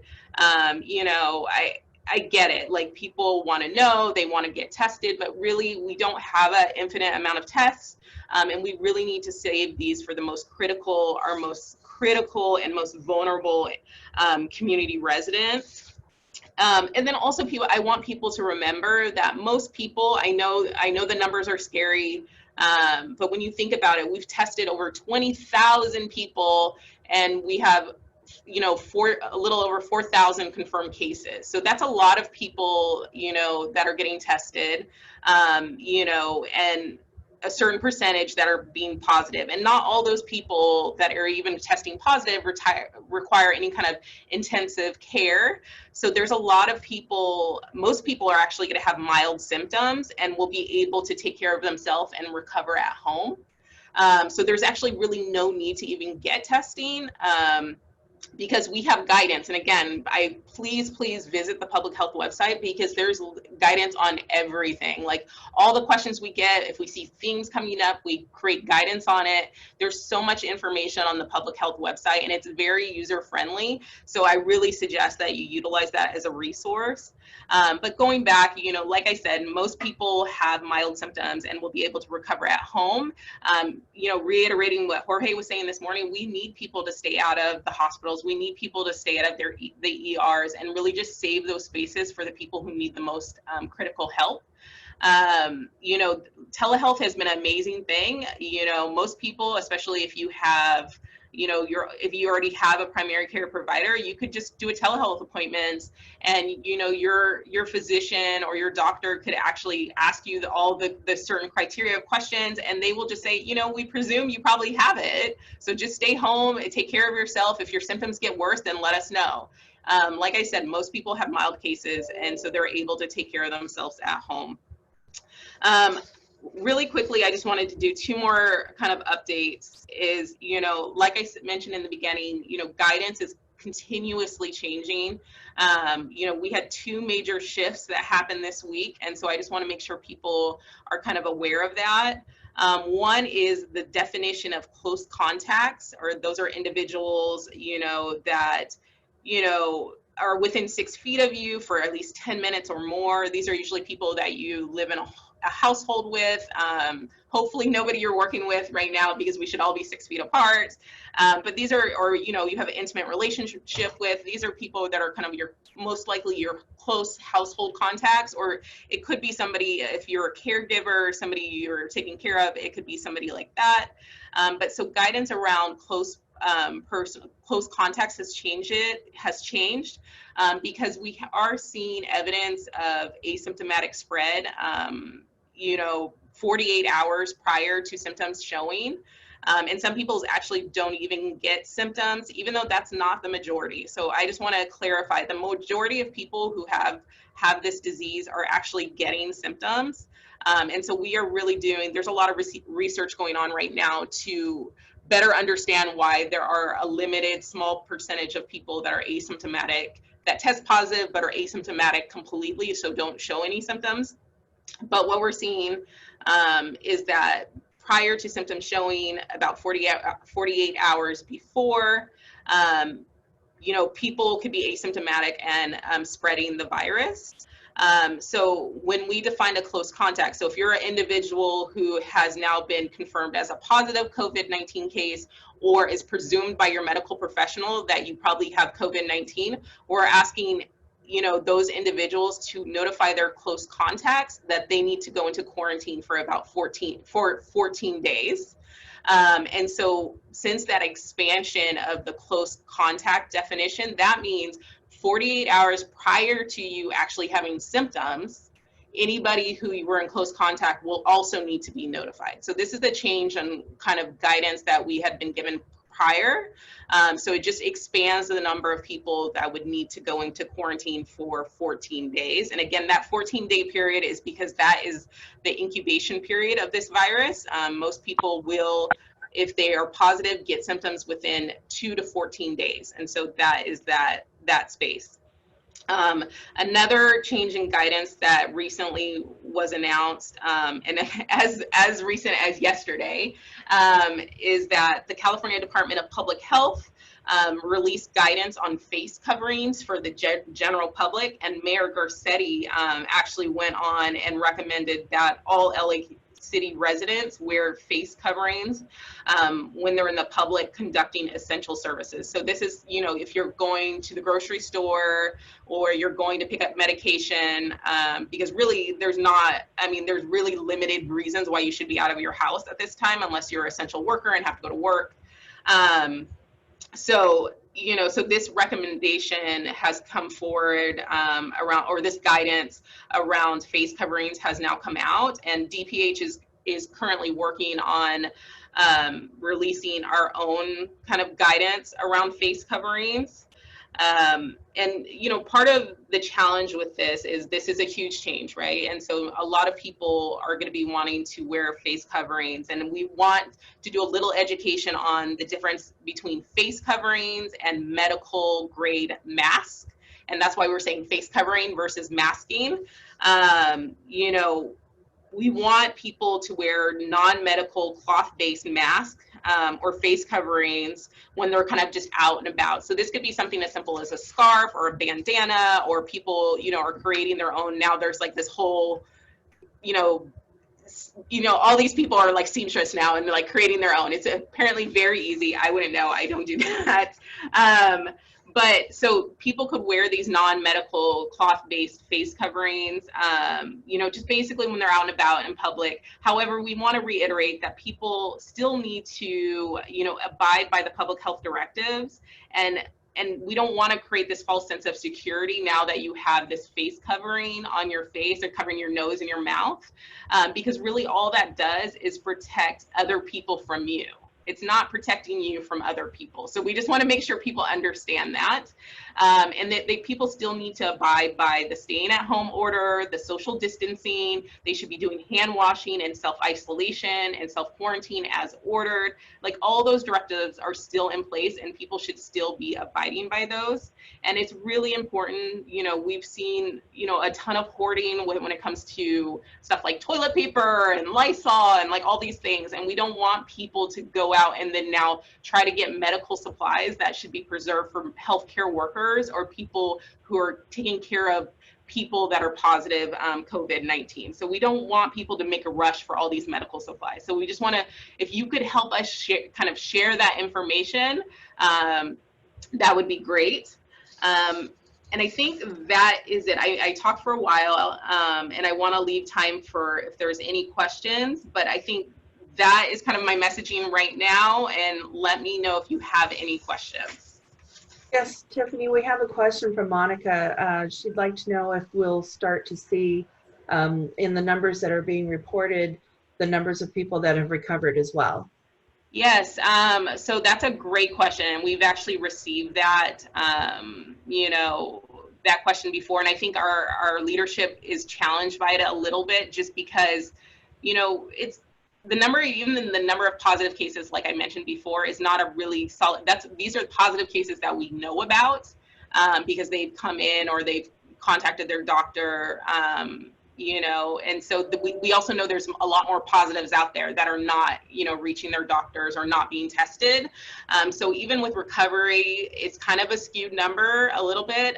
So I think I'll just say, we haven't decided yet. There's conversations in leadership about that. So more to come on that. I can't say yes or no, but I will say that there's already been conversations about that. And I think they're weighing, you know, the benefits and the challenges around that. Okay, great. We have a question from Isidro as well. He said that on the DH website, it looks as though there are more cases identified on the west side. He wants to know if you know more about why that is. He's wondering if there are people being tested on that side, or that there are more tests available on the west side. Yeah, so this question actually came up yesterday, and I think basically what Dr. Ferrer had said is that we just have to look into the data more. It might be an access, you know, a reason or issue around access, or, you know, doctors are willing to test more. You know, so I honestly don't have a response right now, but this is something that has actually come up, because I think people, as we have released all this data and really kind of, you know, brought all this data down to like a granular level with all the communities, especially in even LA City, people are noticing these disparities, and so are wanting that information. And so I think, you know, in the upcoming week, we'll probably hear more about that. Okay, there doesn't seem to be any more questions on chat or any raised hands. Are there any more questions from the audience? Thank you so much, Tiffany. This is Heather. We have 3 more presenters today, and we're running a little bit short on time. So I will end this portion of the presentation, but thank you so much for joining us from the Department of Public Health today. We're so impressed with the incredible efforts of you and all of your colleagues, and very heartened by the report that you're giving us. And we understand, of course, that the surge is yet to come, but I think we're in a good place and in good hands under your guidance. And to reiterate Tiffany's major point, we will be visiting your website frequently. Thank you. With that, I'd like to turn it over to our next guest speaker, Isidro, and I'm going to try to stop sharing my screen, share his screen. Are you ready to go, Isidro? Yes, hi, good morning. So let me see if I could share my screen here. I'm using 2 different functions. So let me know if you can see it. Yep, here we go. Got it. Got it. Great. Thank you. So yes, so I mean, I have a lot of information to cover, but I'll go through it quickly because I know we have, you know, we're running a little late on time and we have other speakers. But what I want to share is these different websites where you can get all the information that I'm going to share. So basically, we operate, again, sorry, my name is Isidro Villanueva. I'm with the Workforce Development, Aging, and Community Services Department. I am in the Economic and Business Development Division, and our department runs the America's Job Centers of California. We are still open, and I think like everybody else, you know, we've had to change the way we do business or the way we operate or the way we provide services. Normally, you know, in our America's Job Centers, you know, people can come in and we can assess them and, you know, we help them find a job, and or businesses can come in and we can help them find workers. Again, given the current situation, we've had to change that. So we've expanded our services really into virtual services. So for job seekers and for businesses. So the first website that I want to share is our workforce.lacounty.gov website. And here basically, and I don't know if, let me see if I can do this. So here, anybody can go onto the website, and again, they'll be able to access the services through our various job centers just like they would have if they were able to go in. Obviously, we're still in operation, but given the social distancing guidelines, we're not open to the public. But again, everything can still be done virtually. So here at our workforce.lacounty.gov, people can go onto the website, and if they click on the map, then they can find the closest center to them. All the green and red dots on the map are the direct centers that are operated by the county, and all the yellow, orange dots are all the workforce centers or one-stop centers that are operated by our other workforce development partners, the other workforce development boards in the region. But all the green and red are the ones that are directly operated through county partners. So that's, again, one website where people can go. And on this website, there is a virtual resource room tab here at the top. And this is where a job seeker or a business is mainly aimed at job seekers, where they can go in and kind of get all of the same services, again, that they would have if they were to go into an America's Job Center. Once they access this website, then they'll, one of our staff at our job center will follow up with an email or a phone call to set up an appointment and kind of walk them through the process and help them, access, services. On this website, and this goes to the question earlier that was posed to Alicia, is we also have this website again here, and let me try to go back. Sorry, it says latest job openings new. So we're posting all of our available jobs on this website as well. Because of the social distancing guidelines, again, we're not allowed to have any, live job fairs or live recruitments. Everything's pretty much virtual now. So we aren't having any job fairs. We're not having any live recruitments. There's a lot of businesses that are actually laying off people. So we're experiencing an influx of people that are coming in, looking for work or having to apply for unemployment insurance. The people that are hiring are more like your grocers, your delivery services. Those are the businesses that are currently hiring. So all of that information is on our website here. But everything, again, is having to be done, virtually. There are some businesses that we are working with where they're having online recruitments or online interviews. And there's some businesses that don't have that capacity. So we're having to work with them to kind of get them, used to using this new technology and having, teleconferencing or online interviews. But so that's kind of the challenge now, is bringing up, those businesses that didn't have that capacity to do this, during this crisis. And again, I guess it's a good practice, because that's something that hopefully they'll continue once we go back to normal. But that is the challenge that we're facing right now. The other challenge with that, though, even though we have virtual services, is that obviously a lot of the people that we serve in the populations that we serve may not have access to a computer or to the internet. Places that where they normally would get access are also shut down. And for instance, whether it be the libraries. In our job centers, we had computer labs, but those are closed. So that's the other challenge, is making sure all people have access, to internet or to a tablet or a computer so they can access these services. We do have an 800 number here where people can call and get the same services. But again, that is a challenge that we're facing, is, not everybody has, access to a computer or to internet. And then going back to the question that was posed by, I believe, Dulce, is that right now all of our training providers are also shut down. So there's no training available. And again, I think that some of the training providers are going through the same exercise of how to make training available online. So they're going through that exercise. Again, for the most part, a lot of them are just shut down completely.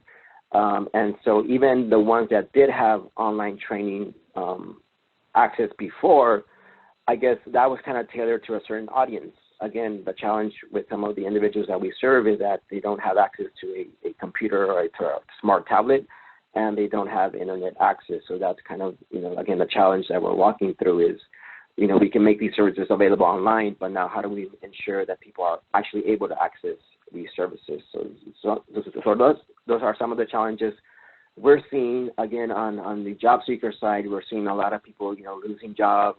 So they're coming in that need assistance with helping, find another job or, applying for unemployment insurance. On the business side, again, a lot of businesses are laying off people. And so we're having to help with our rapid response services or layoff aversion services. Rapid response is a service that's given to a business that's, pretty much shutting down. And so we kind of help with the layoffs that are occurring. And then for layoff aversion is a business that's, kind of being impacted by the current pandemic, is that we try to go in and see what services are available that we can help them with to see if they can kind of stay afloat or definitely stay in business and don't have to lay off people.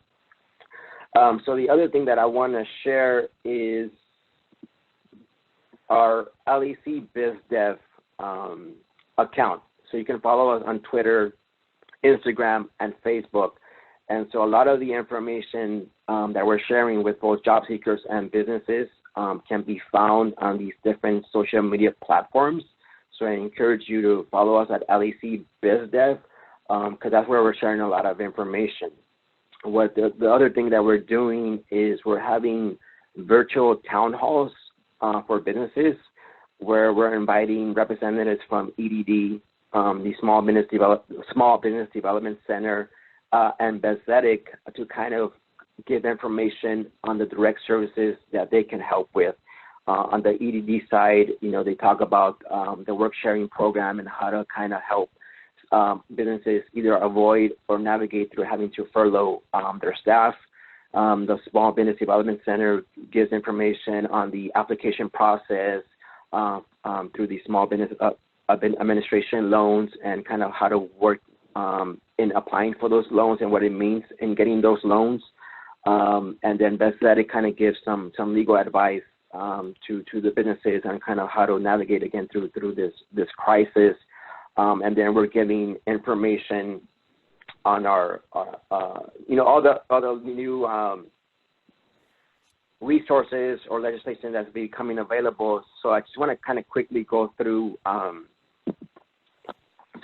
of the PowerPoint. I won't go through the actual presentation, but just kind of want to show you some of the services that are being shared through on these virtual town halls. Again, they're aimed at small businesses or just businesses in general to kind of get information on the different resources that are available. And again, we invite EDD, the SBDC, and Bezetic to kind of give direct information and guidance on the different services that are available out there.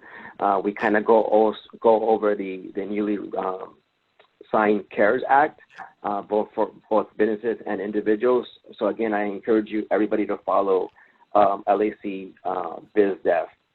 And then the last thing that I want to share is, and so with that, we're seeking additional funding that's being made available both through the state EDD and the federal government so that we can provide more services during this crisis to both job seekers who have lost their jobs and then businesses that are being impacted and are having either to lay off people or close their businesses. So we're seeking additional funding. We recently got funding for a micro grant program, and this is a grant, not a loan, for small businesses.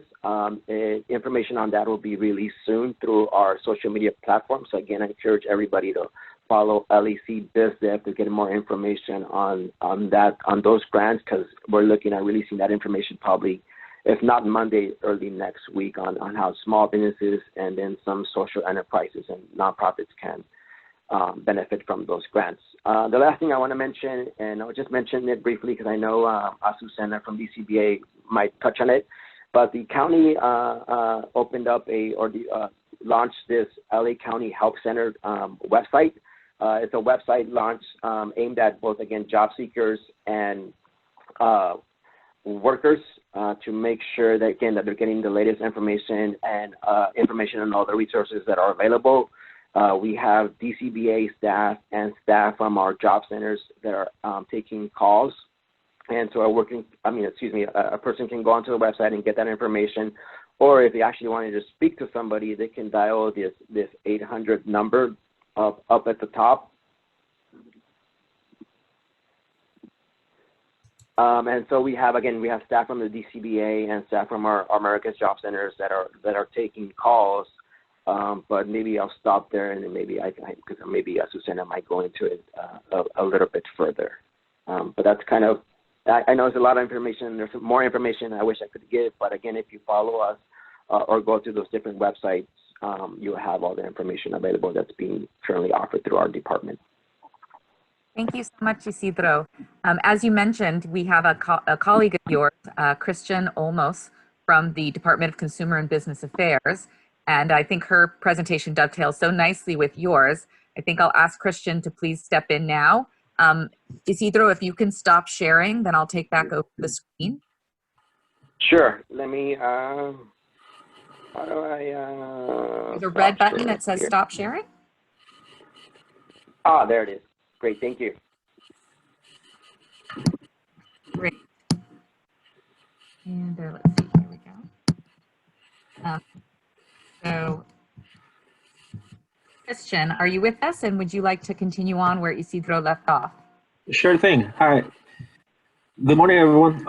Christian, I'm the chief over the Office of Small Business. Thank you for having me today. I apologize, Susana got pulled on a last minute urgent meeting, so she asked me to step in. But yeah, so as Isidro had mentioned, the DCBA, in partnership with WEDAGS and LACTA, which is the Los Angeles County Development Authority, actually launched a Business and Worker Help Center on March 26, 2020.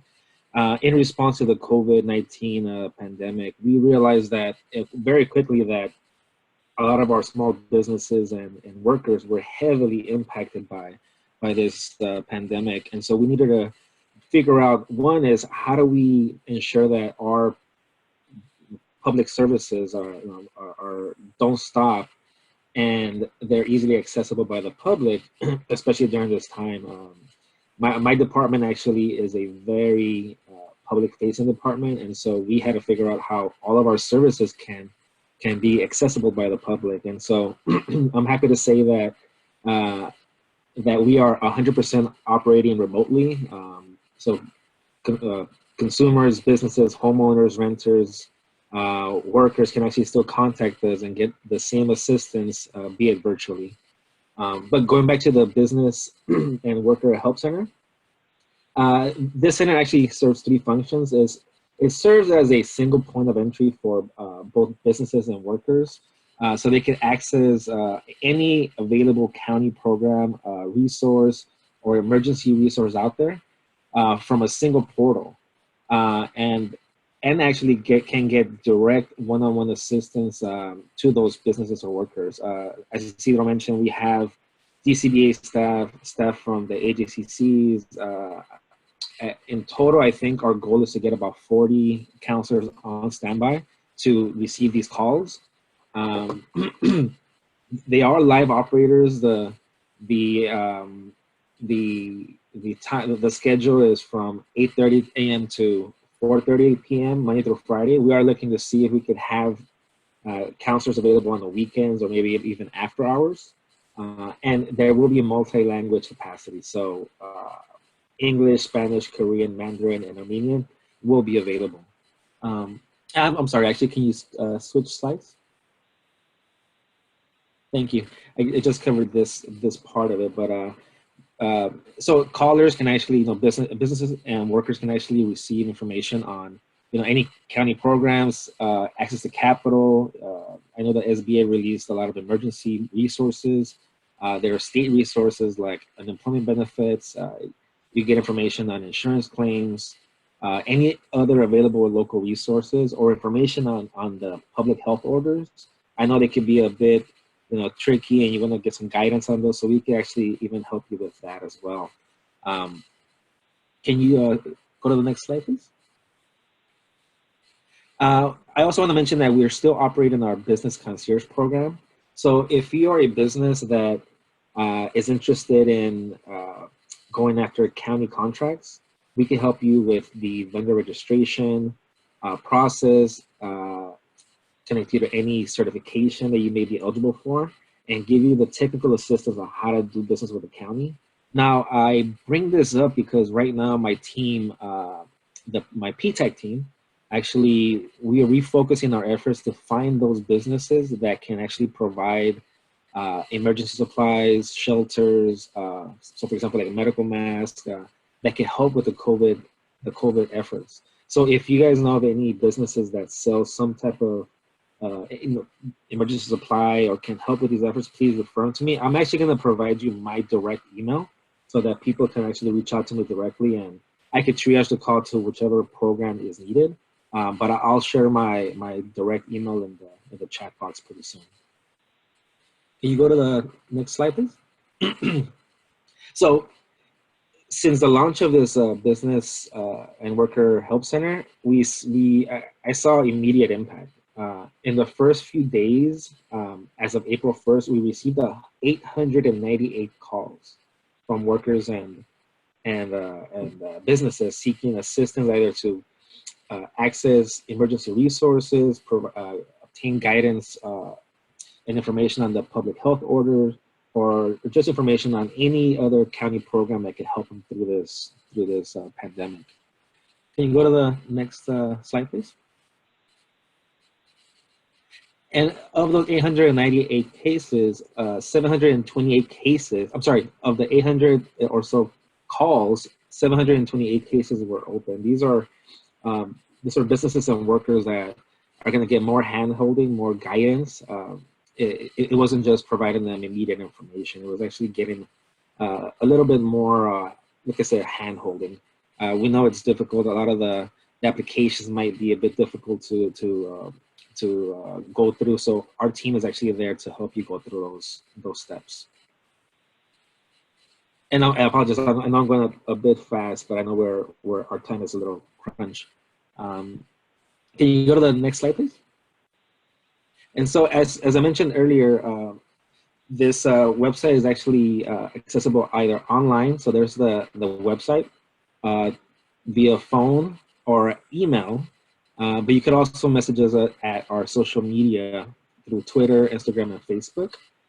So please contact us, share this information with any of your networks so we can help as many businesses and workers as possible. As I mentioned, I'm going to include my direct email address in the chat box, so you can feel free to use it and share it with your networks as well. Next slide. We have a raised hand from, I'm sorry. Oh no, I was gonna. So I was also asked to provide some information on the eviction moratorium that they just the temporary eviction moratorium that was just passed. And so March 19, the board actually passed a temporary moratorium on all residential and commercial evictions. Another step to help our residents and actually even small businesses during this pandemic. And this actual order is retroactive up to March 4th. Next slide, please. And so what is the eviction moratorium? Essentially, it's a temporary ban on all evictions that of any residential or commercial tenants that are located in the unincorporated LA County who have been impacted by the COVID-19 crisis. So essentially, if a tenant of a commercial or residential property is financially impacted by the COVID-19, then you can evict them. Here are some samples of some of those impacts. For example, if the tenant is diagnosed positive as a COVID-19 infection, or is caring for somebody that has been diagnosed as having the COVID-19, or might be laid off, loss of hours, or has to care for children because of the school closures, or as mentioned earlier by Pamela, you also cannot evict them if it's a no-fault eviction, unless it's necessary because of health or safety reasons. Next slide, please. So how does it work? So tenants must notify their landlord within 7 days after the rent is due that they're unable to pay the rent because of the COVID-19 financial impact. They could show, for example, any kind of proof of like decreased hours, like a pay stub, to show the landlord that they have been financially impacted. But after 6 months, excuse me, after 6 months after the moratorium ends, the tenant must pay back any owed rent. So our hope is that during that time, the tenant actually reaches out or to us or to any other agency and obtains, any kind of emergency assistance to be able to recoup money to be able to pay that rent. And then how long will the moratorium last? It will last actually until May 31st, 2020, unless it's extended by the Board of Supervisors, which if, I'm hoping this COVID-19 emergency ends sooner than later, but if it's ongoing and people are continuously impacted financially, that I could see the board extending this. Next slide, please. And so now the most recent update on Tuesday, the board also passed a temporary rent freeze on all residential properties in the unincorporated areas, again, in response to this COVID-19 emergency. So this means that essentially rents are frozen for any owner, any multifamily home property built before February 1985 that's located in the unincorporated county. So you cannot increase the rent for those tenants until May 31st, 2020, again, unless the board extends it. Next slide, please. And so if anyone on this call or anybody that wants to contact our rent program, you can actually contact them via their phone number here, online at that website, that email, or actually even direct messaging to those social media handles. And actually, just to backtrack a bit, if you want to confirm whether or not your property is located in the unincorporated area of the county, you could actually visit the Register Recorder website at lavote.net at that exact link, and you could search by your address. With that being said, I could take any questions that you might have, and it seems that we have quite a few. Yes, we have a raised hand from Ozzy, and then after that, I have a comment and question from Adi. So Ozzy, please ask your question. Thank you, and thank you both for the presentation. This is a comment for Isidro with regards to the county AJCCs. There is a website, it's called cteonline.org, and it's a very thorough website that provides CTE courses that the AJCCs may be able to access to use it as a mechanism for training. Obviously, it's considered distance learning. Not all of them may be applicable, but amongst the current situation that we all find ourselves in, this may be one way to continue to train folks in various industry tracks. There are thousands of CTE courses online that you can check out. And I shared this yesterday with the city. I was on an email with Robert Sines from the city, on the city workforce side, that shared with him this website. So I just wanted to pass that information along. I'll put it in the chat, the website on the chat. So if you want to explore it, feel free to do so. Oh, great. Thank you, Ozzy. Yeah, if you can put it in the chat or share that somehow, that would be great. Thank you. And then Adi's question is or comment is for Isidro. She said it would be good to coordinate with LAUSD and LACO to promote the opportunities that were highlighted to the families of students that are using or issued devices for distance learning. Perhaps an email to parents. And she wanted to know if the slides would be available. Yes, Adi, we'll make the slides available. And then specifically resource links we can share with constituents. Isidro, please forward info on grants you mentioned. So Isidro, I noticed that you have been sharing a lot of links in the chat. I don't know if you shared the one on grants specifically, but if you want to address the issue about coordinating with LAUSD and LACO. Yes. So I did reach out to, or actually responded to Ari. So yes, we'll reach out to LAUSD and LACO. They are partners of ours, so we are sharing all information. But again, I'll just make sure and follow up just to make sure that they're getting all the information available and see if we can do maybe a more proactive approach. And like Ari said, in emailing specifically, all the parents and letting them know of all the resources. Thank you, Ozzy, for sharing the ctonline.org. And then, yes, as far as the grants, again, the best way, because we'll probably be releasing information through our social media platforms, is to follow us on LAC BizDev. And I added all of those links to the chats to our Instagram and Facebook, because that'll probably be the first place where we'll be putting the information available once the grants are released, or at least the application is released. So you can follow us on that. And then most likely we would also look at putting the information on the website, the disaster help website that Christian mentioned, and maybe at our workforce.lacounty.gov website as well. But again, the best place would be to follow us on social media, because that would probably be the first place where all this information would be going out. Thank you.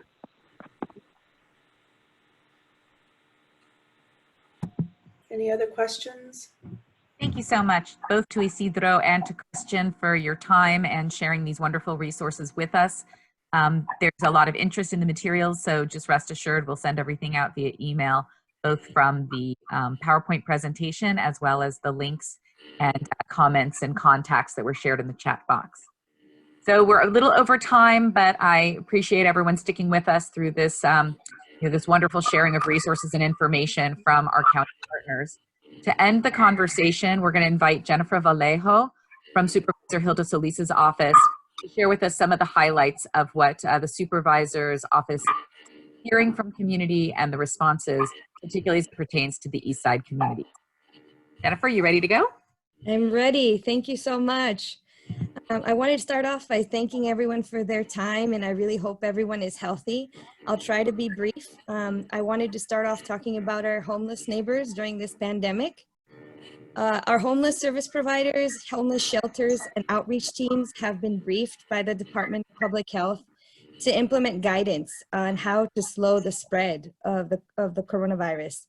And what we've worked on, what Supervisor Solis, the state, and LASA have worked on, is leasing motels and hotels throughout the county that can be actually used to help the most vulnerable people experiencing homelessness, allowing them to come indoors and isolate or quarantine safely. Because as we all know that this community is unsheltered and has a greater risk of contracting the virus, because so many of these individuals are over 55 and have serious underlying health conditions. And additionally, people experiencing homelessness, they have limited access to hygiene supplies and often live in communal settings, in shelters or crowded encampments. So the supervisor was instrumental in assisting the county and the state and LASA to have access to motels and hotels that now will serve as a safe space for these individuals to quarantine. This is not for people who test positive for COVID-19, but this is more for individuals that are living on the street and are at higher risk of contracting it. So this will allow them to be housed.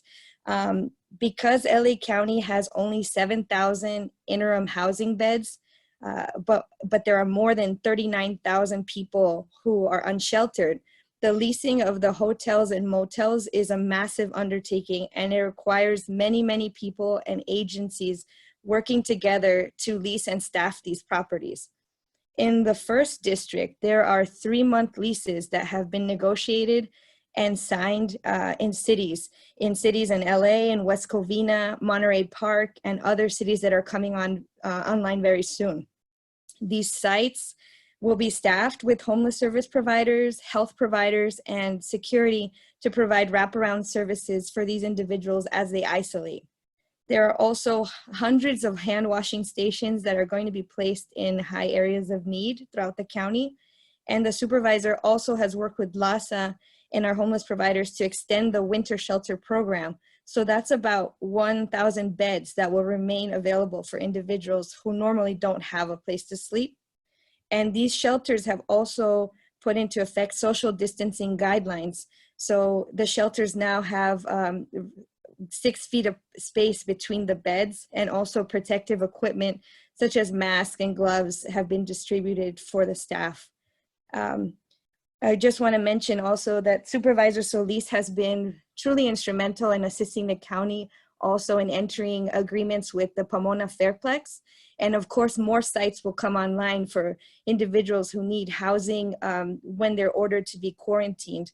So this is also a space for people to heal, and it's not just for people who are homeless, but it's actually not based on socioeconomic status at all. It's based on public health needs. And I know Tiffany mentioned that over 23,000 people in LA County have been tested for COVID-19, and the supervisor has been on the forefront trying to establish more drive-through testing throughout the county, especially in her district.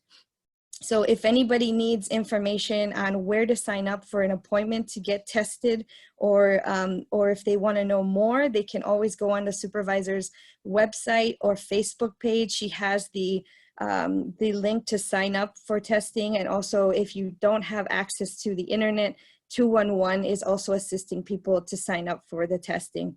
And the goal of hers is to continue to develop a network of sites so that we can increase the amount of the testing capacity in the county. And I think I try to be fast, so I don't know if anybody has any questions. Hi, Jennifer, this is Heather. Very quickly before we turn to the rest of the group, there had been an earlier question from Ari about testing information in different languages other than English. I'm wondering what resources might be available through the supervisor's office that would be accessible in other languages. Yes, so actually this is something that has been worked on. I know that if you go on the supervisor's website and you hit the COVID-19 link, there is an option to translate the page into several different languages. So there are resources there available in other languages.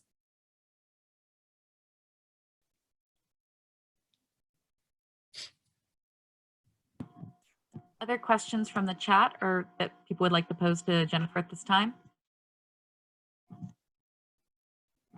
Yes, there's a question from Adi. She knows it's a big ask, but what happens to the homeless who are housing during the crisis once it's over? Does this inform a long-term plan for homelessness? I think that that's something that both the county and the city are really wrapping their head around. You know, how are we going to help individuals who are experiencing homelessness, not just during the pandemic, but afterwards? So I know that LASA is in talks with the state and the county on how we can actually possibly keep these leases for a longer period of time. So we don't have an answer yet, but I know that this is something that the county is definitely looking into.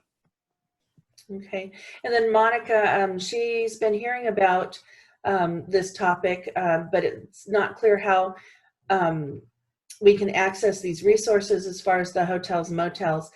Since she works in the field, she wants to know if, you know, where can we access these resources, and I think you already stated some links to check out, but she just wants to double check that we can get information for the folks that they receive questions about it.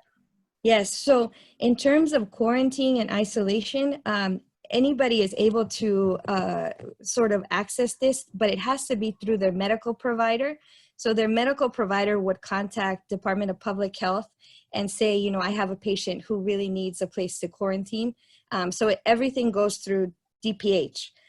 In terms of beds for people who are experiencing homelessness and they need a bed in a hotel, right now what I understand is LASA is working with homeless providers.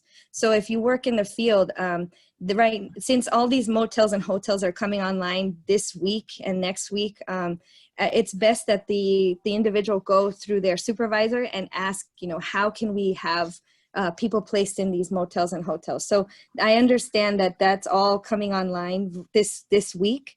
So if she needs more info, she can email me and I can connect her to our deputy, Judy Vasquez, who works closely with LASA. But I know that it's all happening so fast. So I know that more will be coming online. Okay, and is LASA the go-to agency for helping homeless families with children as well? That's a question from Adi. Yes, at this time, the Office of Emergency Management has designated LASA as the go-to for all questions related to homelessness. Okay, looks like those are all the questions we have so far, unless anyone else has a question.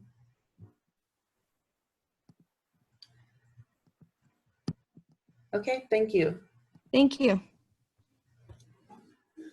Thank you so much, everyone. We are truly at the end of our time and over our time, but I appreciate everyone's time and attention today on these very important updates from our county partners. I appreciate so much the sharing that has happened. I was trying to get to my feedback slide, but I know we are really at the end of our time now. And so all I'll ask is that if people have feedback for us on this meeting and ways we might do things differently or better for the May meeting, the likelihood at this point in time is that we may be doing a virtual meeting in May as well, as our next scheduled meeting is May 1st. So we have some questions that we always love to hear back from you about what worked in this meeting, what might have been done differently, what you really enjoyed learning about, and what we should put on a future agenda. So please feel free to put any of those items in the chat feature and we will capture those and report back. Once again, we will be posting this information on the HICPLA website. So we encourage you to visit the website and check out the document library where the presentation materials and agendas will be housed. And we look forward to seeing you soon. Please, everyone, stay safe, follow our Department of Public Health guidelines, and we look forward to seeing you very soon.